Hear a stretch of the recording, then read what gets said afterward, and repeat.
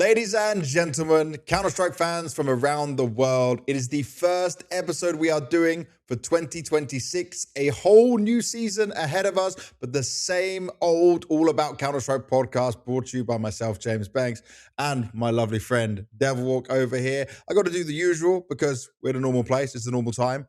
It is the 4th of January, 2026. It is 8:42 in the evening for me over in Ukraine, and for Devilwalk in Sweden, it is 7:42.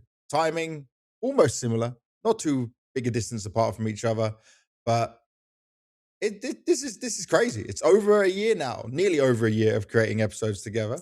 How does that make you feel? I mean, I'm proud. First of all, I felt like, I was proud when we did like 3 months in a Yep. row, when we kept going, week by week or bi-weekly kind of, and just kept on doing this. So it feels insane, almost unreal to be completely honest. I've been sitting, listening and talking to you for a year straight every week. I don't know You how still I have did it. hair is I the don't most know how I important did it. thing, you know? Didn't pull your hair out, didn't go crazy. Nah, you're Barely. nice. You're nice. You're good with the Swedish genes in there. I want to start by just saying a big happy new year to everyone. We got a whole other year of amazing Counter-Strike action ahead of us. Big plans for events, big plans for the podcast. And so I thought I would whip out something special. I'm going to see how this goes on opening a bottle of champagne. Like, basically, if the episode ends here, I managed to pop this bottle incorrectly. I called Devilwalk straight after, and this went bang everywhere over. See, I'm very far away, but I feel like this when someone's popping a Oh, bottle. and I saved it from. You did it. All right, well, I'm gonna be slightly wet, but He's fucked. I'll take yeah, you're a gonna little do bit of a the you're red gonna do the instead. red. We checked. This is completely fine on YouTube. We're all good. I will just say, look, I have to point this out now. Look at this. Oh no, camera's following me. Camera, don't follow me all the way. I'm messy. I spilled it a little bit, but it didn't go over the keyboard. It didn't go over the monitor. Right, I didn't pour it yet, mate. By the way, I have no champagne glasses. I only have big ass wine glasses, but that'll do. That'll be fine. I mean, when you're holding it in your hand, it probably looks like a champagne To a glass normal to a person. normal human being. Oh. So I'm gonna put it on the no floor. one so would I don't make any mess notice. anywhere. And look at this. I have a cologne. So cheers, mate. Cheers to you. Cheers to everyone who watched on all episodes. Oh, I should probably have another sip. Why not? I already sipped out the bowl. I went for sparkling Asti for my choice. But what I want to do is take a moment to thank everyone who watches, everyone who supports, everyone who sends questions in, everyone who's got some love for the All About Counter-Strike podcast. We started this with the very first episode on the 13th of January, 2025. We have produced 45 official episodes. We worked with StarLadder to produce the All About StarLadder major podcast using their setup and their expertise, which was something that was very uniquely done for Counter-Strike. We've done some special sit-down episodes with players. We've had All About Name of Player episodes featuring Munacy, Wonderful, Apex, Hooksy, NQZ, Ash, and Mischief, the VRS God, because he helped us understand all of that. We have over 6,250 people subscribed to the channel. We have 1.7 million views across the YouTube videos and the shorts, and thousands of you joining us through audio-only platforms and just listening in, no video, just hearing the voices and supposedly enjoying that and getting the content you need, whether you're watching at work. People tell me they listen before they go to sleep. They listen in the morning on their way to work, in the gym, everything. And it's kind of amazing. I mean, I've even joined, a bunch of Counter-Strike games, especially now during between the middle of Christmas and New Year's. I played tons of games, and pretty much every single game I've joined, someone has made a comment. They love our podcast, love the work that we've done. So, that warms my heart, it warms BanKs' heart. It really is appreciative that you show so much love for what we've done. And hopefully we'll also continue to improve this and get better and better as we get more comfortable looking into a little bit of a camera here. Hey, at least you're making that memory note already for yourself to look into the camera a bit more. Hey, look, we've done well. We've improved the quality of the podcast. We've still avoided anything like, you know, where we completely cocked up a whole episode. We've had some technical problems where we need to save them, but, you know, we've not lost great content completely, which is always nice. We've bailed ourselves out of it.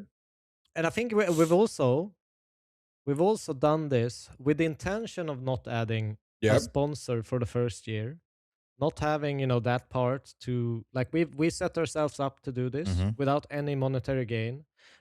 Just bring free content, do it for fun, exactly. And I think that's it. The reason we're not trying to have sponsors on is that we had a conversation with some players and some managers and some agents, and they were like, oh, well, if you have this sponsor, we can't be on there, you know, like we can't have it. We don't want to compete with the player sponsors, essentially. We want to talk to the most like the biggest players and not have it influenced. And not have it influenced the whole way.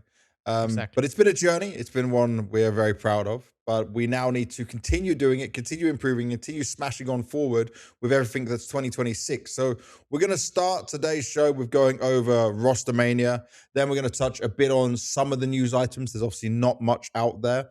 Then we're going to do our own top stuff of the year. So there's obviously the HLTV Awards, which is the pinnacle of awards shows done by HLTV, not influenced by anything in terms of like other tournament organizers, other organizations or teams out there. But we'll be doing our own IGL of the year, AWPer, anchor, closer, opener, coach, team of the year, top 5 players of the year as well, because not necessarily do we agree with everything that HLTV does. And they even said in their own like HLTV Awards 2025 panel, like they are still trying to understand and define how this works. You've got some of your own ideas on that, Devilwalk. Then we'll go through our Q&A, you know? Yeah. And then we'll round out with looking at what we're going to do going into the next episode and the events coming up for the year as well. So a lot to cover in this episode as always, but that is what we do best. So it's going to be a short one. Classic short one straight away. So expect the 3-4 hour winter episode. Rostermania. I'm going to say it's not really Rostermania as it be, because I expected it to be more, but right now it's been kind of lackluster. And even a lot of the rumors that were expected at the beginning, I've got some thoughts on some of the wild stuff that people have been saying. But like when we thought Jimmy was going to be gone from MOUZ, I still think that's on the cards that MOUZ are going to make a change because they're not attending Blast at the beginning of the year, but there's no more information around that. The Falcons, obviously, we already spoke about this on the last episode, denied about the move and the change happening. They wanted to stay with the players they have. So that ruled Jimmy out of going there. PR didn't turn up to Gamer Legion, by the way, for this event in Miami, which does make me think I was right about the buyback clause in there and MOUZ will take him. But everyone's saying that it's nothing for sure, you know. There's still a lot in the air. And I think unless we get... It's like, you know, when was ROPS announced last year? No, I feel like it was quite late, wasn't it? I'd need to look. I feel like that was early. I feel like it was a known one. I'm just going to search. It was probably a known one. But they unveiled him the 10th of January. Okay, so this is it. We were talking about it way before, yeah? And FaZe released him on the 1st of January. Yeah. I'm going to try to fix my cam while that's we're doing fine. this. Your so camera can be worked out afterwards. There's no problem with that. So some things happen where like the community knows, the rumors are running. We know, it gets reported as sources by websites as well. And then we go, okay, when's it actually going to be the official announcement? Official announcement obviously is important for the teams, the videos, how they do it, what they kind of bring into it, promoting their sponsors, obviously, all the things that pay for these players at the same time. So it's like, we've heard of things happening. Some stuff isn't happening right now, but already we're getting closer to when roster locks will come in, especially for events coming up in January, February. So teams now need to make some quick decisions or make some announcements and things need to start happening. But it is the 4th of January right now. Already today's been quite a busy move with all of these these things have taken place. So let's get into our first one. So last time around, we were talking a bit about Spirit and obviously Chopper now being removed from Spirit, not being the IGL of the team. It's not a huge one for us to really discuss in too much detail, but it says he's taking a break from competition. I just feel like that is probably a smart thing for him. Think of how long he has been leading many different versions. Like if people were not following Spirit before, I think what was it? Antwerp, they made a deep run at the major. It was Chopper leading it when Magix was a star player at one point, or like in star roles. There was Patsy on the team. Like he's been through so many changes before you saw like the lineup everyone knows of Spirit and everyone paying attention to. He has been grinding for such a long time that I'm not surprised. Why not just take a break? You know, they posted already pictures of him with his new car that he ordered before he got removed from the team. Let him enjoy some life. Let him enjoy some time with his girlfriend or wife. I don't know exactly which one it is, but like this isn't a big surprise or a wow to me. But it's also maybe things again don't work out the way Spirit want, and they decide to bring him back. Maybe that time off that he wanted is a good thing. It could be. I mean, last time they benched him was in November 2021 to February 2022. And after that, I mean, Spirit enjoyed 9 kind of HLTV stickers, trophies on his profile. So there's definitely a case to be made that, yeah, he, has showed that he can improve himself when he gets benched. But I also think, when you play on such a high level for such a long time, sometimes it's easy to get stuck in your ways Yeah. if you don't get some time to kind of look from an outside perspective, look from an area where, okay, I'm going to reflect. What did I do wrong? How did I end up in this situation? And what can I improve going into the next team? I mean, for his case, is probably also the question is this something that he would like to do again? Is he willing to go through this, 5-6 years of grinding? What position would he want to be in case he wants to continue? Maybe he only Yeah. wants to be in a top 20, 15, 10 team, if he's willing to pursue this again. So I think there's a lot of these questions for him, and hopefully we'll see him more than just this being the end. But fantastic career in Spirit. I mean, you cannot say anything else. No, I think for him right now, not only just having that time off, but also not rushing a decision to jump into another team is also very good. Take that time. He's still going to get paid if he's on the bench, right? So depending on how long his contract is, he'll get a good percentage of the salary anyway. So it's not too bad for him at all. We got the device and Magisk depart the Astralis, and then we find out that Astralis is going international, which is obviously something we did speak about as a potential thing to happen here. It's sad for the Danish scene that there's not somewhere they can go with it. Obviously, there's teams like Ecstatic in there where you could look at some players, but it seems like Astralis know for the ideas they have of what they want to achieve, of being a very top team amongst the best in the world. They need to go further afield than that. I think they've got a good enough VRS spot where they can attract some good young players to come to them. Obviously, there's some of the players from FUT that were rumored to potentially go there. And the good thing is, because they've got their core, because remember, we spoke about this.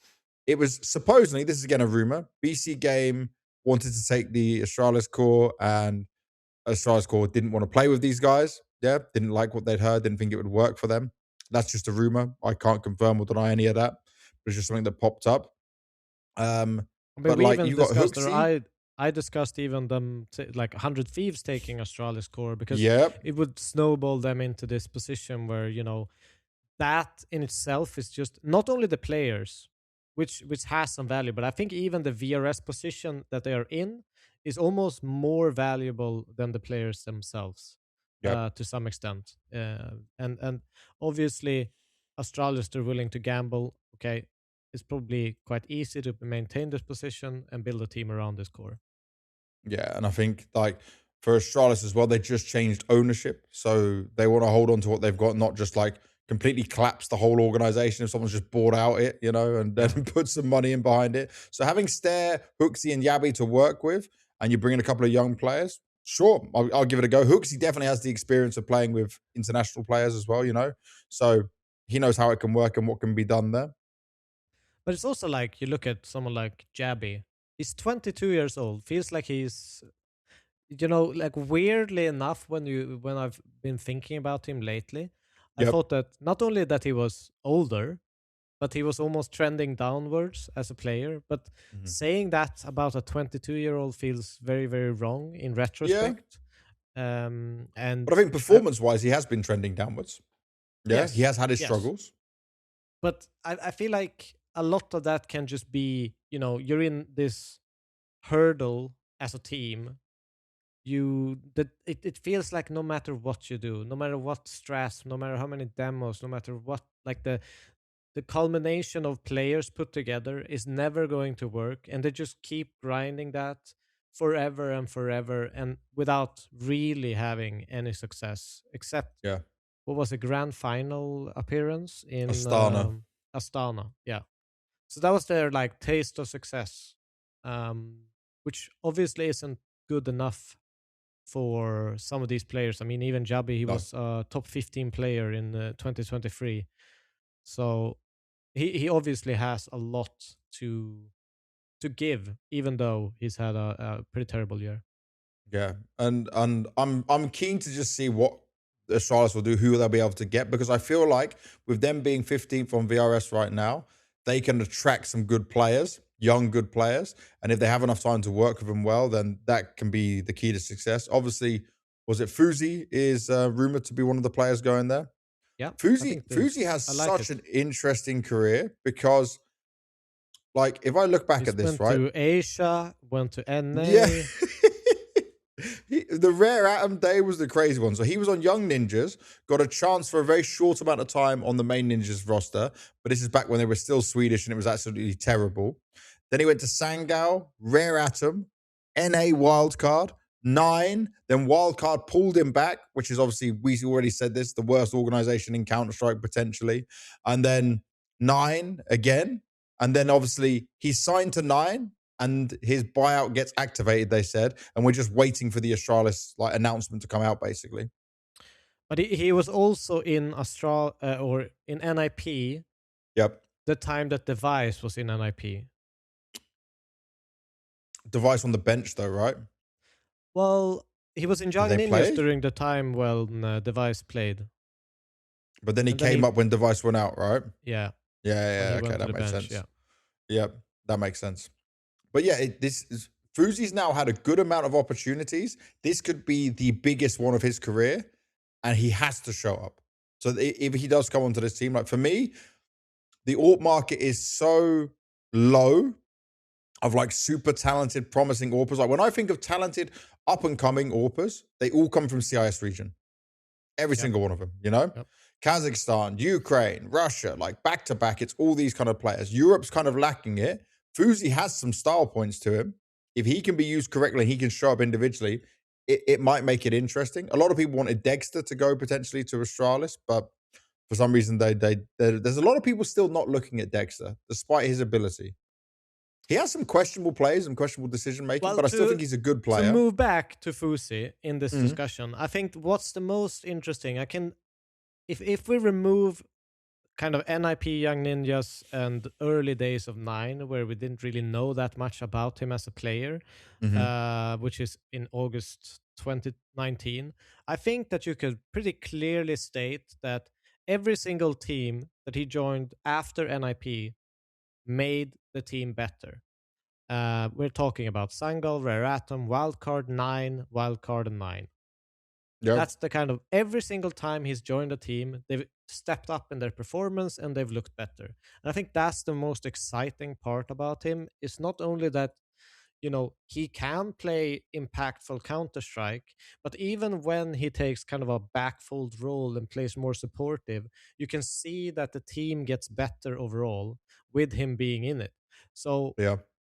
like it doesn't necessarily need to be flashy. And that to me, I look at that and it's like, to me, it sounds to me like the recipe of a player that you just want to have in your team. Good teammate, good communication, does what you need to be done for the team, and actually simplifies, you know, things, even in organization, like we're going to execute B. Okay, I'll do this utility. I'll do these flashes, popping the right timing. And these are like small things that you maybe not notice from the outside because you look at the highlights, but having this organized in a fast, easy way that's understandable for everyone also makes your rifler better in the execute part of the game.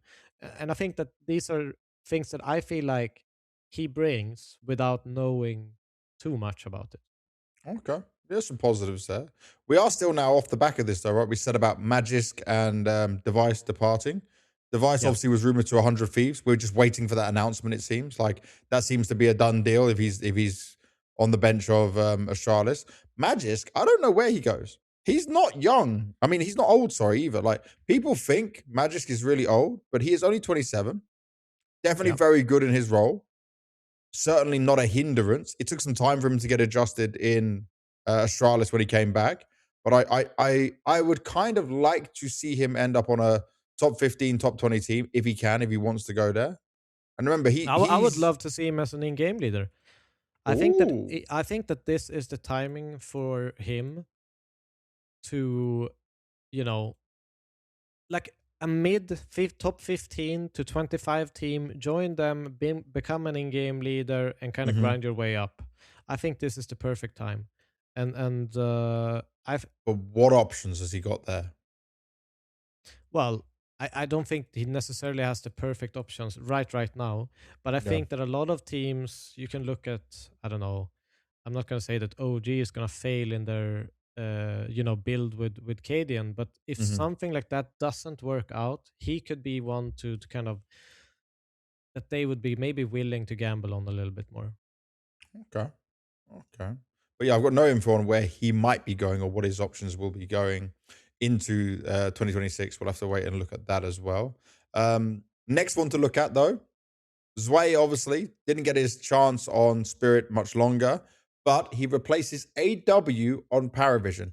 This is such a win move for Paravision because Paravision, if everyone remembers, they jumped up the rankings when it comes to they're 16th in the VRS, which is a huge sweet spot to have for making it as far as they did in the major. They started in stage 1, went out 0-3 in stage 3, which is kind of expected considering how they were playing. Learned a lot, grew a lot as a team, but you're adding Zwei is still young, by the way. Zwei is 18 along a very young team, but he brings this young player, bit of experience on the top level. And I actually really like this move. Him under Dastan with James, he's going to give him the firepower they need. He's going to get roles and positions that suit him. He's going to be used correctly. And this is just a win move for them. I think it's a win move, but he's definitely not going to be taking AW's positions. No, but he'll get his positions back, right? Hopefully, yes. But Paravision also do play a very different part or kind of Counter-Strike compared to other people. They do not play a very active Counter-Strike in the sense of freedom for players. They have a very strict way of how they want to play. How, Dustin, when we talk to him, when they're allowed to, put pressure on the map, when they should be putting pressure on the map, and what the information they are gathering actually means. So it's very much, how Dustin views Counter-Strike in that sense. With obviously James making the calls. But don't you remember when they were telling us, right, that he wanted more players that can play off their intuition without like James having to tell them? Zwei is a player. If you give Zwei back his old roles, which is, by the way, I just assumed, so you're right to say like he won't take AW's roles. I assumed that you bring Zwei in and you give him what he wants. You give Zwei his old positions back, and maybe you make some little handshakes on some differences. But I would say put him back in his old roles and positions. And then you let him use his intuition, use his freedom in that sense to make some plays and make some moves. Because James already said this. I'm having to tell them to do this. I'm having to tell them to move here and do this. Like, he is a player who will just feast a little bit and he will peek into it and he will fight and he will be aggressive. It's one of those problems. I mean, it's even, I have the problem when I play Face It. I think it's a like translation thing. When you say information, that to me means also that someone should be able to take this space. Like it's understood in the underline. I think when you have so much experience, sometimes it's easy to have an assumption that everyone understands this sentence the same. Like they are pushing ramp. Okay, take short on Mirage, for example. Yep. That should be free, or they shouldn't be able to stop it. But a lot of people just see the information as information. I think that's a problem with young player. I haven't really understood the timing of all of those things yet. But hopefully, I think that Zwei needs to obviously build confidence in this lineup. I think that, to me, he looked like someone that with a little bit of a shattered confidence. He had one good map. We kind of regained some at the major. But overall, he looked very timid, very a little bit scared to do things. And I hope that he joins an environment in Paravision where he can express himself on the server without it being too strict for him in the beginning, where they kind of lean him into this role and be able to gain a little bit more confidence. Because I think that guy needs confidence. From the outside looking at him, this guy needs some confidence. This guy needs some reassurance that he is a great player. And I think he'll get that here. I definitely think he'll get that here. I just think this is a win move. I'm really excited for it. I think this is going to be great for what Paravision needs. The next one, the Mongols. Now, honestly, I thought Senzu was going to come back. I thought that there was going to be... And by the way, this is where this whole topic becomes a little bit more strange. Because Senzu was on this late night show in Mongolia, one of the biggest shows in Mongolia. He was in the adverts. He was doing this stuff, yeah? They bring him onto the show to talk about all his little relationship with Bazinho and how they play together. And I'm thinking, cool, Senzu's coming back, yeah? Senzu is obviously very loved. They brought him onto the show. He's taking his part in this, right? It's a big, big deal. And then CobraZera gets announced. So Senzu's not coming back.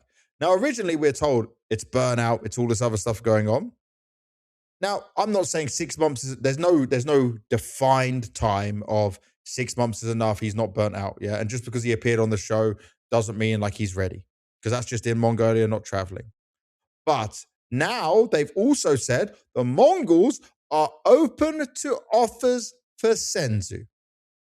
Now, I'm going to get into this whole Senzu topic a little bit later on like what open offers he is for and some of the crazy rumors that I just don't believe.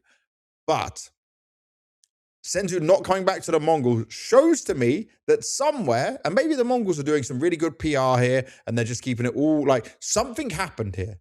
Something outside of what they are saying that's not just burnout seems to me like this is a telling sign that if you open to offers, he's going to play again, but it's not on the Mongols and they're replacing him with CobraZera.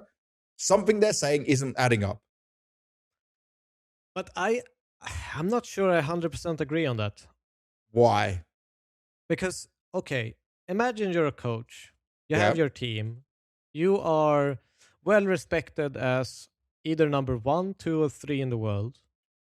One of your players says, no, I need a break. 4 days before a roster lock.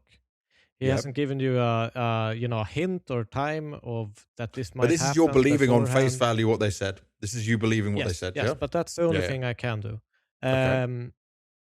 But I think from a coach perspective, no matter what, if you are able to do that, then you can bolt whenever you want. You will do it again. And I think it's a bad idea to welcome a player like that back, no matter how good he is, because it can, like it already has, destroy 6 months of their season, where they have to scrap something together rather than go. So from my perspective, as a coach, I'd rather have a worse player I know I will work with for a set amount of time than have to worry if he is going to bolt. This I agree with, by the way. What you're saying, I 100% agree with. So I can understand this mentality. So that's why I don't think there's something underlying. I just think it's as simple as we don't know if we can trust you yet because you have not shown any... you can't just say you're burnt out and now rest a couple of months, party, not practice, and then you want to. Yeah, I don't know what he's done, but like you can't just assume he's partied, bro. No, but I just threw that in there. Either way, like I don't know. Just what you've been doing is not what Senzu's been doing. You can't put that on him. Whatever he has been doing, and then just come back into the team. No, I just don't believe in that. This I agree with. Right? If I'm Mara, this is obviously it's a warning sign. If that's the case, and people might go, "Oh, but that's harsh. He's got better. Like you can't do that." You can if you're trying to run a business. Better? No, but as a business, right? It's a risk. I get that. Yeah, as a team and a future. But I'm just saying, for me, something doesn't sit right. That they're going to be open to offers for him, let him out, all this stuff. Yeah, obviously they're going to try sell him, make some money for him, and then. But if they don't believe that he is the right player, that's for them, a problem. Why not just sell them? Like it makes sense for me that I don't believe that you are trustworthy right now to have. For an extended year, let's say 2 years, they're looking at this project and saying, these are the players that we're going to work with and these are our goals. It doesn't make sense to put them in again. It's like flip a coin and it could happen 6 months again. Yeah. And it could just backfire. So you trust them again, then you're screwed again, you're on the back foot again. I understand. But I'm just saying, it just seems to me like if he's actually fresh and not burnt out, I would try bring him back. Even if you can't trust him, you give him one more chance maybe. Like that's how I would look at it. I'm not a coach. I'm not you. I'm not Mara. But also Mara's a hard man. He's a tough man. Yeah? He's the one who sent Bazzinio's own brother to say, you're on the team and I'm kicked. like that's the level of ruthlessness we're dealing with on the Mongols.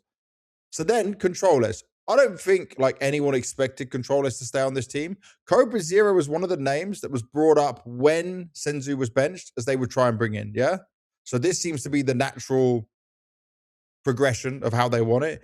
He's 20 years old. He obviously played for the Huns who didn't even get out of stage 1 of the major.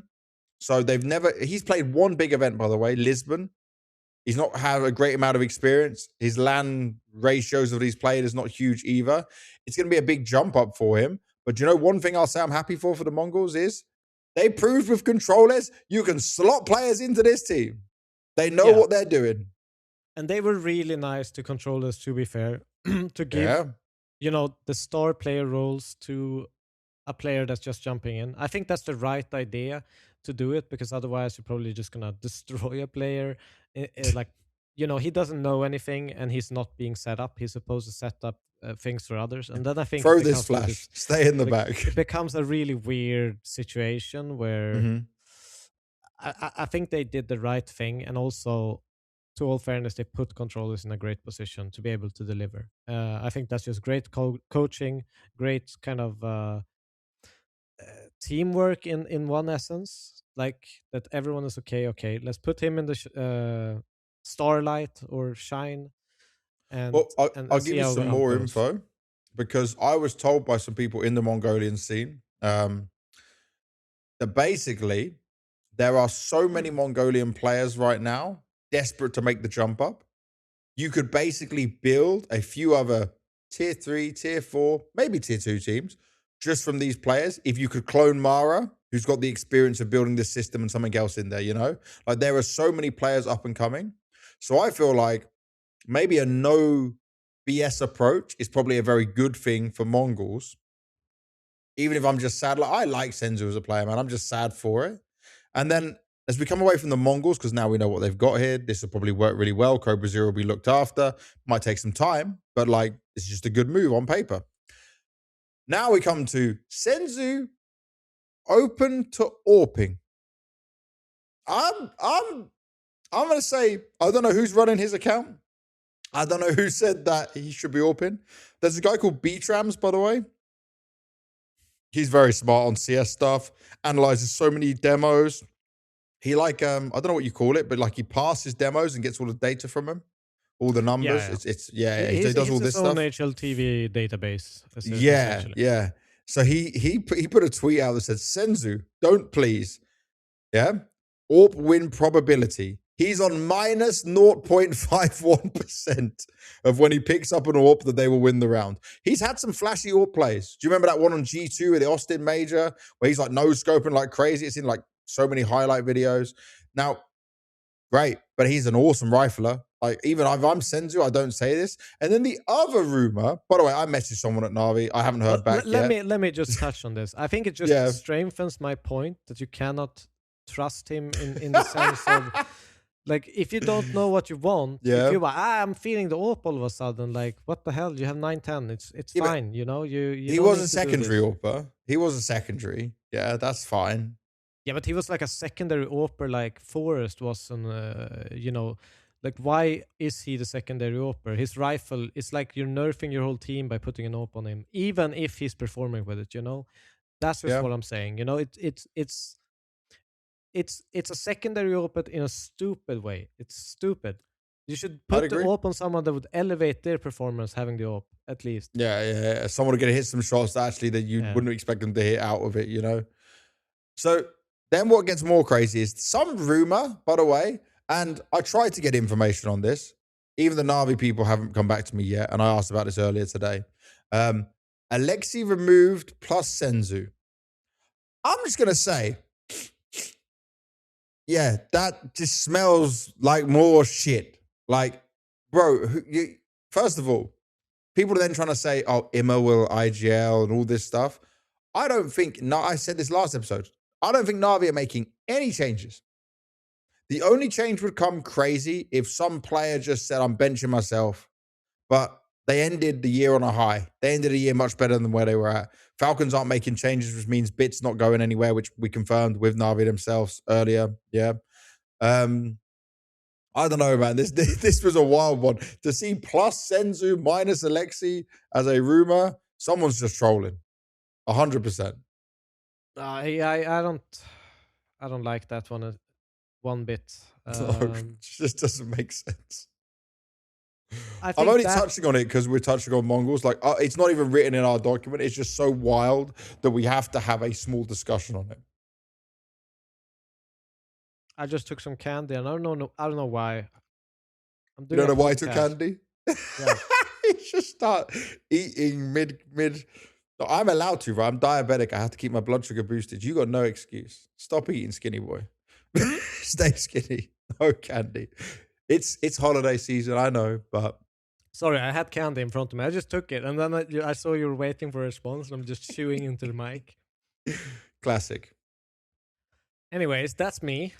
But yeah, I think that's just a bunch of bullcrap. I feel like it would be an insane decision to... And Blade doesn't make those kind of random, wild decisions, man.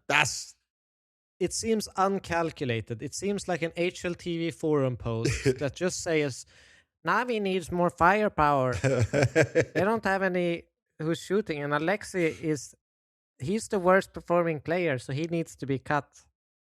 By the way, Alexi, who's definitely like arguably top 3, top 4 IGL still of the year. Like, yeah, but like, we'll if you compare to his teammates, stats-wise, only, that would be the perfect HLTV post. Kara going to lose that all the time, though. Yeah? Yeah. Why not cut all the IGLs? Let's just have all IGLs games. Yeah, that's it. Just pure pugging nightmare fuel games, which are not interesting to watch. All right, from there, we need to go on MIBR because I already said that this team is like one of my least favorite as of right now. They've already said goodbye to Kicker. Yeah. Kicker was IGL of the team when they switched to English. They brought Klim in, the Russian AWPer as well, who, again, I'm just going to keep saying this. He's not a player that's wowed me or like I feel like is impressive. So Kicker's gone, which then freed up some room on MIBR. So I thought, right, the natural thing would be Exit, who's been on the team since 2021. He would then be IGL again, because he's always been IGL in the past of the Portuguese-speaking teams, the Brazilian teams. Yep. Well, guess what? He just announced today as well that he leaves after 5 years. And I'm just going to bring up his Exit. Where is he? I'm going to bring up his tweet because on top of this, and this is going to be a translated tweet, so like we can't read massively into it like it's just perfect of my understanding. After nearly 5 years, I announced today that I will not remain with MIBR in 2026. I would like to thank everyone, staff, players, fans, who have been with me throughout all these years. I can say they were the best of my life. I leave with my head held high, knowing I gave my 100% every day I wore the shirt, and happy for everything I achieved here. The boy, Raphael, who watched this organization play back in 2008, dreamed of one day wearing this shirt, and today, besides being fulfilled, I leave here as a player with the most official maps in MIBR's history. The year 2025 was below my expectations for various reasons, but that didn't diminish in any way my desire to win and write my name into the history of Brazil in this game. I'm open to proposals for this year, and I'm without a contractual tie, meaning no penalty fee. By the way, that's huge in Brazil, considering we speak all the time about these contracts. So he's obviously waited for his contract to expire. It's ended. He's not re-signed. And guess what? If I'm anyone on MIBR right now, I wouldn't re-sign either. You've got a Russian AWPer on loan from G2 Ares. You've got Insani, who's in contract hell, who needs to go on a better team. And you've got BRN. I feel like everyone's just sad it wasn't Insani saying that. His contract's probably still got some legs on it. Yeah, sadly. Yeah. But basically, MIBR now has to keep BRN, Insani, and Klim. Otherwise, they have no VRS, no position for tournaments, no good standing or spots to work with. And Klim is on a loan as well. Yeah, from G2 Ares. Yep. And now, by the way, I was like, the only way to save this is they get some other international imported players, because I don't know what Brazilian players they'll get. Imagine a situation where like MIBR and G2 are battling for a spot and for the upcoming major, and they just pull the loan deal out of MIBR's hands. Well, it's G2 Ares, so it's not the same as like main G2. No, it would still be... There's got to be some rules against that. There's got to be something. Well, hopefully. Let's just say hopefully. But I'll just say this. This MIBR is in a really bad spot. Didn't they just removed their coach as well? So the coach went, JNT. So like they have nothing as a team. Where are they on the world rankings? Let's see where they are on VRS. 51st in the world ranking. So actually, there's zero interest if you're another team. Like, sell Insani, MIBR. You're done for. Sell Insani, give him to Pain, and let him have a career. Please, whoever is running this team. It's very likely, because if you look, I mean, Pain is also in this kind of rebuild situation right now. They obviously have 2 slots open. So we could still see the Pain MIBR merge. Made in Pain. Stop it. Wait, as long as Klim doesn't replace NQZ, I'm happy. People kept telling me about Klim, that he's like hyped up, like he's one of these special... For the other good AWPers we've got from CIS regions, Russia, Ukraine, Kazakhstan, Klim's not that special. I don't see it. I don't get this. It's nothing against the guy. Like, I'm just saying, for as hyped up as his name is, I don't see how wow this player is right now. He hasn't showed me anything. I can last 12 months versus top 50 opponents. He has a 0.94 rating. Top 30 opponents, 0.97 rating. Versus top 20 opponents, he has a 0.84 rating. Most of his good stats, and this is a 12-month period, by the way. He has 0 maps versus top 10, 0 maps versus top 5, and it's obviously trending downwards as you go. Did not look great. Now, I'll give him this. I'll be nice. He is playing in MIBR, having to speak English, which probably isn't very easy for him. But G2 Ares was also an English-speaking team. Like, it's an international team. So it might be hard because your other players on MIBR, English was not so good. Insani and Exit was fine, but like might not be perfect. You did have Kicker helping you out. It does just seem like he's in a mess of a team right now. But if you're G2 Ares, just take him back. Just like let's dissolve this MIBR problem. Too big of a step for him, I think. Yeah, it was way too big of a jump up. But that's it on the MIBR side. Just MIBR, please. If anyone from MIBR is watching the podcast, sell Insani to Pain. Don't screw him with these dodgy contracts that all of Brazil seems to have. Do it in a fairer, nicer way. I'd be really happy. I will donate $10,000 of my own money to make that happen. That's probably not even going to touch on the surface of the crazy shit you guys want, but I will put my own money on the table. Not going too crazy, by the way, just $10,000. But I would happily make that happen because you need to save this poor boy's career. You've destroyed it for years. Like, when did I met at one point it was exciting. It wasn't 2023, beginning of 2023. Yeah. I met him at Katowice. Super exciting, great player to watch, and you've just ruined him now for 2 years. Don't make it 3, please. All right. Don't want to see it. Next. Saw. So this, by the way, there's lots of craziness with this, but I actually love this from Saw as an organization because you grinded up the VRS. I don't know where did they end on the VRS side of things, because now the BC.Game team has it, right? Like so top 20-ish. 22. Top 22 on VRS, right? They missed out on the majors. They didn't get the sticker money from that. Muteris, obviously, been grinding away with that team for, I don't know, was it 5 years? Nearly 6 years. Jan 2020 to Jan 2026. So yeah, 6 years he had on Saw. Hugely impressive, right? Built team up again and again. Player changes, roster moves, his best players being stolen. Like, he went through it all. And I have a lot of respect for him for what he was able to achieve. Saw as an organization, always supporting the Portuguese scene, yeah? Achieving more than any other Portuguese side has ever been able to do. Doing it in a correct way, selling some different pieces and players over the time, right? So they sold, Rome retired, they sold Story. Ujax, did he not sell? Ujax, that was it. Ujax, and who else was it? It was I always forget him. Aras Dulce, it was not Story. Story is the next one to be sold. So anyway, your then core is valuable. Lots of people are interested in your players. You can probably make some good money here, right? So everything makes sense right now. Aragon, Crazy, Muteris, join up with Simple and Electronic. Now, we all just have to be honest for a second. Simple and Electronic are very different in terms of how much they would appeal for someone to join the team. Simple, greatest of all time in CSGO, still the GOAT overall of CS in some people's opinions. But Electronic was his sidekick, was the 1-2 punch, the duo everyone loved in CSGO, but his stocks went really far down.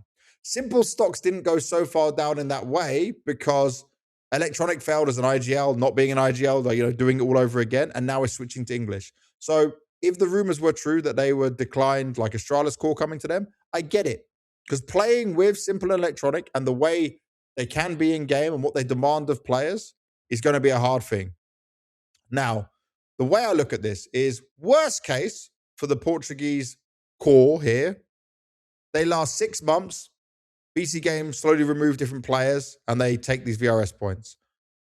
Best case, you get to play with Simple Electronic. They actually listen to what Muteris is saying. They build some sort of magic working here and they can grind their way up, or at least to a major. But I'm not sure. This takes so much work. Sold either. I think that this feels like almost. It feels like, I don't want to say like a third or fourth or fifth choice from BC.Game. Like it feels a little bit glued together with I don't know. Do you have, what is it called? The silver tape thing. Is it just silver tape? I have to Google this. But when you try to duct tape. Duct tape. Duct tape. Yes, like duct if you want to, tape, just try and put everything together. Duct tape can make everything stick somehow. You can just use more like of it until it runs up. Solution where someone will sit down on that chair and eventually it's gonna crash and the leg is gonna pop and someone's gonna fall down. That's how it feels. It does not feel like this is a team that they bought and put together, which they look, this is our long-term goal. This is what we're going to go for. It feels like a mini Falcons start in some sense, where we're just waiting for the opportunity to put one out, put the next out, put the next out until we have the team that we want. Until we got our core now of the good points. That's how it feels. But they also can't tank a massive amount of points. So this still needs to work at the beginning. Yes. They'll go to Krakow, right? So they need to at least get through the first stage. Once they get the land wins and everything with this core, they can kick 2 players, right? Technically, yeah. I think they do it 1 by 1, but yeah. Yeah, but they could. They could keep Mutirius, for example, and then remove the young guns for whatever they want to do. Yeah. I just want Whoever this to impresses happen the most, but it feels like 2 of those 3 are dead within 6 months. I just want Simple to listen and work with Mutirius in some ways. Let him give you the freedom. Let him let you play as you want. But everyone else that needs to be on board of like, this is what we do. This is the viewpoint. This is the game plan. Because otherwise it's destined to fail. And I'm sure the Portuguese guys know what they signed up for. Yeah, in some sense. But we heard about this before, remember? BC.Game went to that with their last team. That boot camp before the major. They were boot camping in Serbia. And it lasted 2 days before everyone had a crash out and left. You know? Like, that was it. That was GG. So just don't do that. Just make this work in some way. It's going to be very interesting to follow, nonetheless. Yeah. But what I want to come back to on FlyQuest, on Saw. So you have people interested in your other players, right? One's rumored to go to FlyQuest, is it? Is that the one to replace Story, right? Because AWPer, yeah, Story. I can't remember. I haven't watched Saw in ages. I'm pretty sure Story is the AWPer. Yes, he is. Cool. So Story would go to FlyQuest, yeah. So Saw at this point have made a lot of money. BC.Game should have paid extra premium for these players because they're buying the VRS points, yeah. Yeah. And 100%. Now, if you're Saw, you still got all your sponsors. You're still the biggest organization in Portugal. You just bring a new team in of Portuguese players and grind them up again. At one point, you were 106 in the rankings, and then you grinded your way up. Yeah, there's definitely a way of doing it. They have shown that. They have shown that they can do it. So I like it. I like it completely. The only thing BC.Game is lacking, by the way, is a coach. Yeah, they don't have a coach, right? No, so they didn't bring the Portuguese coach with them. No, that wasn't announced. Interesting. Well, we will have to keep an eye on that. But I think the coach can be very do or die for this lineup. I think it could be incredibly important to kind of mesh these two managing personalities. Well, it's not only that, but I also think that the school of, let's say, Iberian Counter-Strike versus the CIS version is very, very different. Where I look at some of the Iberian Counter-Strike to be very poppy, very fast-paced, like a little bit like they can sneak and pause, but once action happens, it happens very, very quickly, and it's very all-in-ish. And I'm not so sure that's really Simple and Electronics style. That's how I just see it. Well, we'll keep an eye on it. We'll see what they can do. But at least for Saw, I want to see the organization grab a new Portuguese team. Brazilian, Portuguese, language, same, not the same country. But bring in another Portuguese core, rebuild from there, grow some young talents up. They've definitely got the experience of doing it. And now they've got the money and resources to do it as well. This is like a healthy ecosystem win for them, for sure. Yep. Then we come on to our other bit, which does kind of connect to this. FlyQuest bench Regali. Now, I remember I covered a lot of Regali when it was the We Play Academy days. He was the AWPer that was actually named at the beginning of being more impressive than Torzi.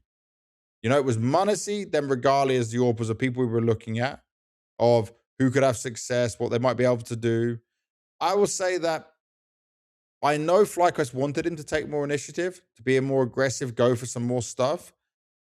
He just would always struggle on like tough games against like top level opponents. He's a player for me that would just lack more and more as he went against like tougher opposition. And then even against the Aussie opposition or the Asia opposition he was playing against, it was just okay. He wasn't just farming, you know, he wasn't completely taking over. It was other players on his team doing it. I think I agree on your assessment that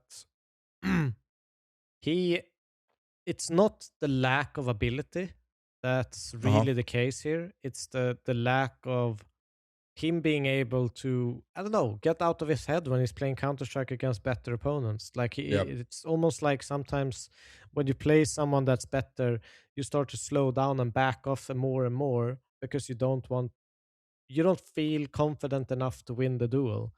And that made him scared in a sense, and it felt like he wouldn't trade in certain situations that I would see. A little bit disappointing as well when you obviously had FlyQuest. They played really well, aggressive to start. They went 3-0. Then they go into this 0-3 spree. And that's when you need an AWPer to kind of maybe give Vexite some kind of weight off his shoulder that doesn't always have to go for these very, very all-in aggressive entry plays where he maybe can work the map and take some control and create different situations. That isn't really, like, you can't really do that as a rifler in the same sense. You always have to put yourself into massive amounts of risk with speed and timings, where an AWPer can take an area, hold an angle, make the riflers move up, take the next angle, make the riflers move up. You can kind of hurdle your own team into success into some degree, which I felt, again, like you said, I don't think that he did that against the good oppositions. It felt like he was almost always waiting for an opportunity to be presented to him. Yep. And I think for him, it's like, this was already, I'm not going to say a step down, but like, let's look at his past teams, right? Because he already had opportunities. So he's gone from Fnatic, when he was on Fnatic Rising, the junior team, to main roster, Copenhagen Flames, OG, Entropic, FlyQuest. Like, it's not positive steps forward at this point. And I don't know if a European team would be looking at him with all eyes open saying, wow, that's a prospect for us to take. I'm not sure where he goes next. That's my biggest worry for him. Yeah, I have no clue either. Yeah, could be He's tough still times. Young. He still has time. Definitely. Oh, yeah, by the way, there's one more thing we didn't touch on with the SAW, to come back onto the SAW conversation. It's Agile, the other rifler, who could be going to 100 Thieves potentially. Oh. Yeah, that was the one. Interesting. Don't want to make sure I did not forget that. But obviously, 100 Thieves right now, they're looking to go the non-VRS route. That's another thing. They're not trying to buy a VRS core anymore, than what it seems like. No, they probably said to themselves, we can entry fee and go to this amount of lands and just grind the points ourselves for a minuscule of the cost. Potentially, a massive saving on how we do this. And if they have a device and brain with the experience they have, let them roll through it, do some of these events, grind it out. They'll go to all the Draculans, the open riggers. There's even a LAN, as we are recording, a Philadelphia, Miami. Yeah, you see? Go and get a tan while doing it in Miami. I don't know, what's the weather like in Miami? Weather in Miami. Is it really? No. It is 25 degrees C. Feels like 27. Bro, they are chilling. They are. This is Christmas time sun. Why not? They can do it all. But yeah, they need their full team. Ecstatic next. I know it's not maybe like a top wow team right now, but what I find is interesting, Acor obviously had his time on Gamer Legion, then had his time here, now on Ecstatic. He's more of the upper echelon of age players. I think he's 28. He's replaced by nicoodoz, but then Buzz also comes in as well from the OG side, and it just tries to reinforce or strengthen Ecstatic as a Danish roster. I like the plus nicoodoz move. Buzz, I don't really have an opinion about. Let's see what can happen there. But nicoodoz is still one that can shine sometimes better with a rifle than an AWPer. I always used to call him the fraud AWPer. I even told him that to his face himself, because I didn't mean it in any disrespectful way. It was just, you're a fraud AWPer because you're so damn good with the rifle. And he understood me. Good. He was laughing. He understands but his career is also wild, man.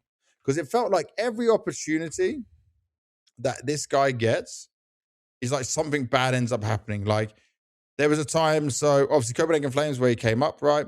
Fnatic, Preezy, and it's like, Preezy. Then he gets Heroic, but that doesn't last too long. Gaming Gladiators, obviously that team went and died. Then OG, didn't last too long again, despite him having some good performance with them at the major, and now he's on Ecstatic.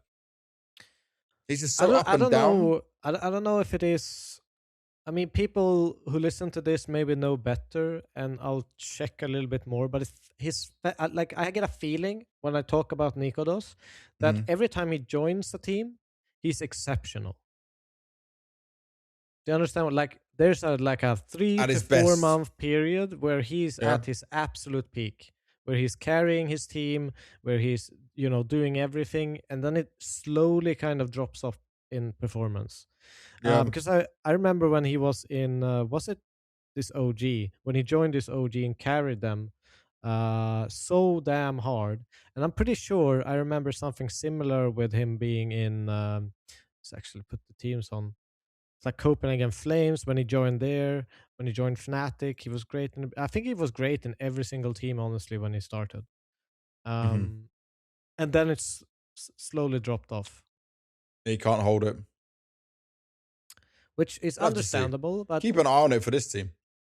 Yeah, I still like the move. I think it was crazy to me that. Well, I still find it crazy that he was left out of this OG squad. Yeah, but it's just because, like, the thing is, he could easily have been a rifler with Cadian coming in, and that's what upset me. Yeah, he doesn't have to be the AWPer. He doesn't have to be the AWPer. And then you'd have an epic, like a good rifler and a good secondary. Yeah. So, yeah. I'm not against it.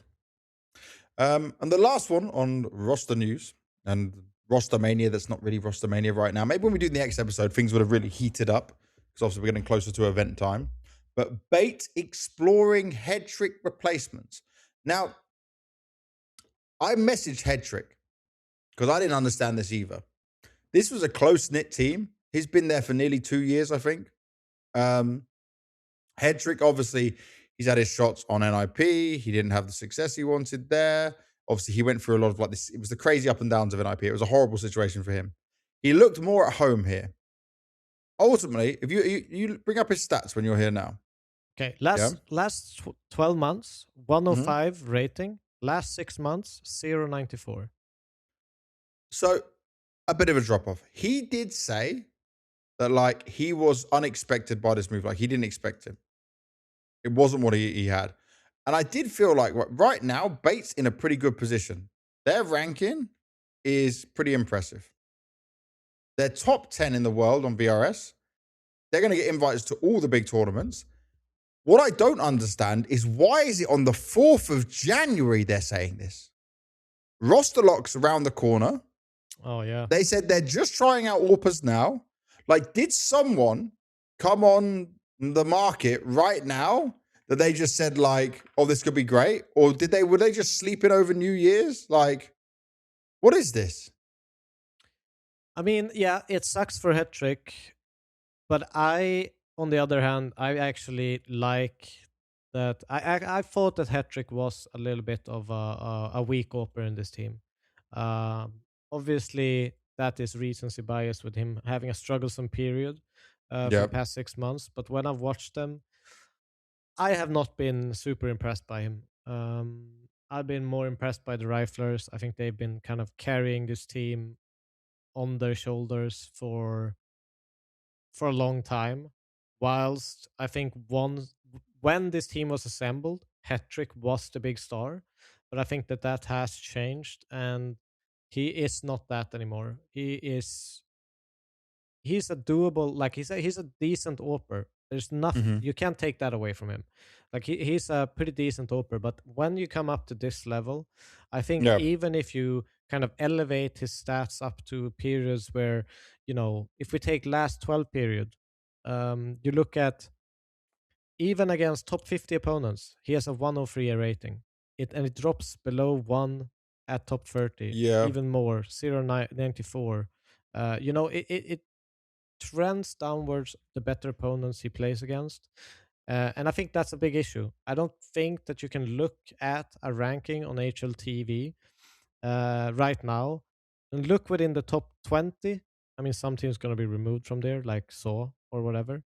But I wouldn't say that he's better AWPer than Jame. I wouldn't say that he's, I wouldn't even say he's a better AWPer than Alcaran on Heroic. Okay. And I think that's a big issue if you want to have if you want to climb further than this, it's a problem. The opening position is a big thing. It is going to alleviate you a lot. Don't you think they've left Hedrick and themselves in a bad position for finding a player this close? Yes, I do agree on that. This is a bad management from the organization on, if you made this decision, this should have come out before Christmas. This last minute panic, unless someone's come on the market that we don't have in our minds right now. And also, if they are sticking to full 5-man Ukrainian lineup, obviously they could probably bring a Kazakhstani player, or some other CIS speaking player, but they won't bring in a Russian player because of the current geography of the world. Unfortunately, this is probably how most orgs operate. They don't really think about the players' well-being going into a market. They think about themselves. But it's not even good for their well-being. This is what I'm saying. Unless the player just came on the market and they picked someone up. I mean, it literally says they're trialing people now. Yes, but the only reasonable take is they have made a list of, let's say, 3 AWPers that they think is an upgrade to Hedrick, and they are just trying to slot in who of these 3 they think is the best fit for them. Otherwise, it does not make any sense. That I agree with. But if the case is they have 3 AWPers they think is better, maybe even personality-wise, they gel better. Maybe there's stuff like this as well, where I've done similar things, when we were, me and Michael are really good friends, right? And we got the offer from Copenhagen Flames. The org came to me that they could give us Farley for like a really low price or something. So the org came to me. Would you say that Farley is a better AWPer than Michael Lele? I said, I don't want to change anyone, but my honest opinion and my professional opinion is that yes, Farley at that time was a better AWPer than Michael Lele. He's going to hate watching this episode. But he knows it. He hated me for a long while after that, but that was my professional opinion, not my personal opinion of what I wanted. And we are still a business, or is still a business, yeah. Yeah, and sometimes you have to put that aside and just say, yes, this is the facts, Yeah. And I think that it's really tough to make those decisions, and those decisions take longer to do when you don't want to do it, but you know it's the best. Yeah. And sometimes you can be put in that situation. But yes, it's a shitty situation for both. But they're obviously aiming higher than just staying and cruising on the rank 11. And the thing is, I'm interested to see who they can get. The options they have. Very interesting.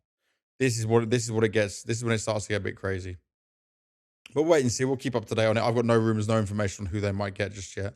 By the way, did you Vaska your bottle of champagne? Did I what? You know what it is? What? Vaska. What is Vaska? That's like, okay, this is what rich Swedish kids from Stockholm used to do. I'm not rich, I'm not Swedish, and I'm not from Stockholm. They would go to a bar and they would buy a champagne bottle just to pour it out in front of the barmaid or whatever in the sink. Do you know, this sounds like assholes who have a mental problem. Why would you waste expensive, nice alcohol?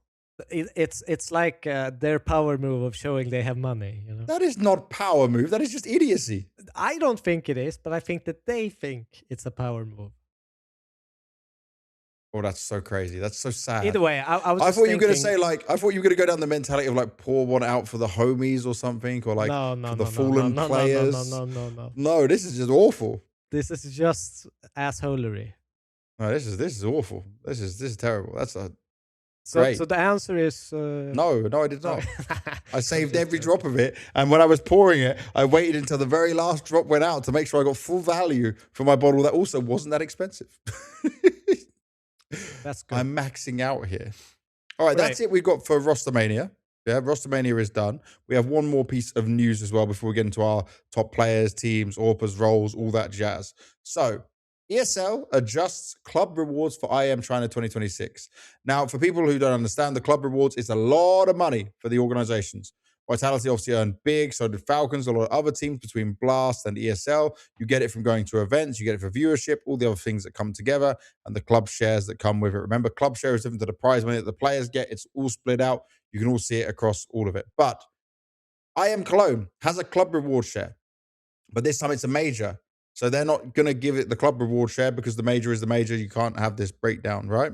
So what they're doing, which I actually think is really cool, and by the way, this is very smart from ESL, they're moving it to China, IM 2026. So it's the same again. Prize money, $125,000 for first place, $235,000 for the club. Okay, it's not great for the players. There's more going to the club again, but this is just how some of these ESL events work. We've discussed this on the podcast. What's good is that they're just putting that money into doing this, right? Giving it to the prize money / club reward for the teams in there. Obviously benefiting the teams who go first to 12th place. But at least it's going somewhere. And guess what? We do China, Hong Kong, just announced by Blast that we're going back there. We'll talk about that in a second. And then Singapore. We're staying in Asia for 3 events back-to-back to end the year. Now, obviously, teams won't stay there for that whole time. Maybe someone like me who probably works all 3 of them. Or, sorry, I'm not hired for them. Hopefully works all 3 of them. That will benefit, just stay in Asia, grind out those events, go China, Hong Kong into Singapore. Yeah. Singapore is sick. Yeah, exactly. And this is what's really good is that this moving things smartly into getting people to this event, like club rewards, organizations going to tell your teams to go there. We got a great run of events going into the major as well. You're staying on the same time zone. Maybe a lot of teams will, like for Shanghai, some teams just said we're going to stay in Shanghai for the whole time when they qualify from the RMR. Just stay adjusted, don't go back home, don't do anything else, So it could be a kind of deal like that again. Might be something that's on the cards. I think it's pretty positive. It definitely bumps it up to S-tier event no matter who attends almost. So I think it's a great event. I love that we're having Asian tournaments, even though I struggle watching them. I will time zone. I will say when I'm home, I do struggle. I will watch usually the late games. I will watch. Well, maybe you'll be lucky and you'll be hired for 1 or 2 of them. Maybe that can happen. Hopefully. But after the China event for ESL, we're going to Hong Kong again. So Blast is going back to Hong Kong. Obviously, I was there last time. Amazing crowd, great venue, hugely successful, full like crazy on the Saturday and Sunday. Standout event for the year, definitely one of the highlights. Big one for Blast. And so obviously everyone was happy from all sides. And we're going back to Hong Kong. I'm really happy with that. Dude, it was a great atmosphere. Everyone who was there said it was awesome to be there. So, I don't have anything negative to say about it. I need to look at the dates, right? I'm just scrolling down the HLTV calendar we have here. So we would do IM China, which I'm just going to guess is in Chengdu. I don't think they're going to go to Shanghai where CAC go. November 2nd to November 8th. Then November 9th to 15th is Blast Hong Kong. But obviously it's only 8 teams again, I think it will be. And then, so that's 9th November to the 15th of November. Then only 10 days after that, 25th of November to the 13th of December, PGL Singapore Major. All of this sounds great for Asia. It's perfect for boot camping. Just stay there, boot camp, run the major. Why not? Only your stage 3 teams will probably go home, Yeah. Like maybe some stage 2, depending on whether they want to get practice in Europe or not. But if you're trying to beat the jet lag and deal with yourself there, this is a pretty good run of events. I like this a lot for the end of 2026. This is the nice run of it we have for the whole thing. Yeah, and I might as well shift my whole sleeping schedule if I'm home. Yeah. At that point, you just change your schedule. That's it. You're fixed. Everything will be good. All right. On that note, I'm taking a break. Just put a pause in here. I'm going for a piss. Yep. And then we'll come back and do our top players. Oh. So now what we're going to do, because this is the first time we've been able to do it on the podcast after having a year of the All About Counter-Strike podcast, is our own look at the top players, the top teams, coaches, anchors, AWPers of the year. Now, we'll start by saying this. HLTV is obviously the number one ruler of all this stuff and how they do it. They themselves, in their own post for 2025 and the panel awards, said that some of the stuff with anchors, closers, how you choose these players, how the roles are defined, they're still looking at how they do this. So their system is still not perfect in it. So me and Devilwalk have come together given our own lists of these specific roles and what it is, and we'll give our opinions on who we think is going to be team of the year, top 5 of the year, coach of the year, anchor of the year, opener of the year, closer of the year, AWPer, and IGL. Devilwalk, I first want to ask you, though, because obviously you are a coach yourself, double major champion, you have all this experience, you know the game in and out.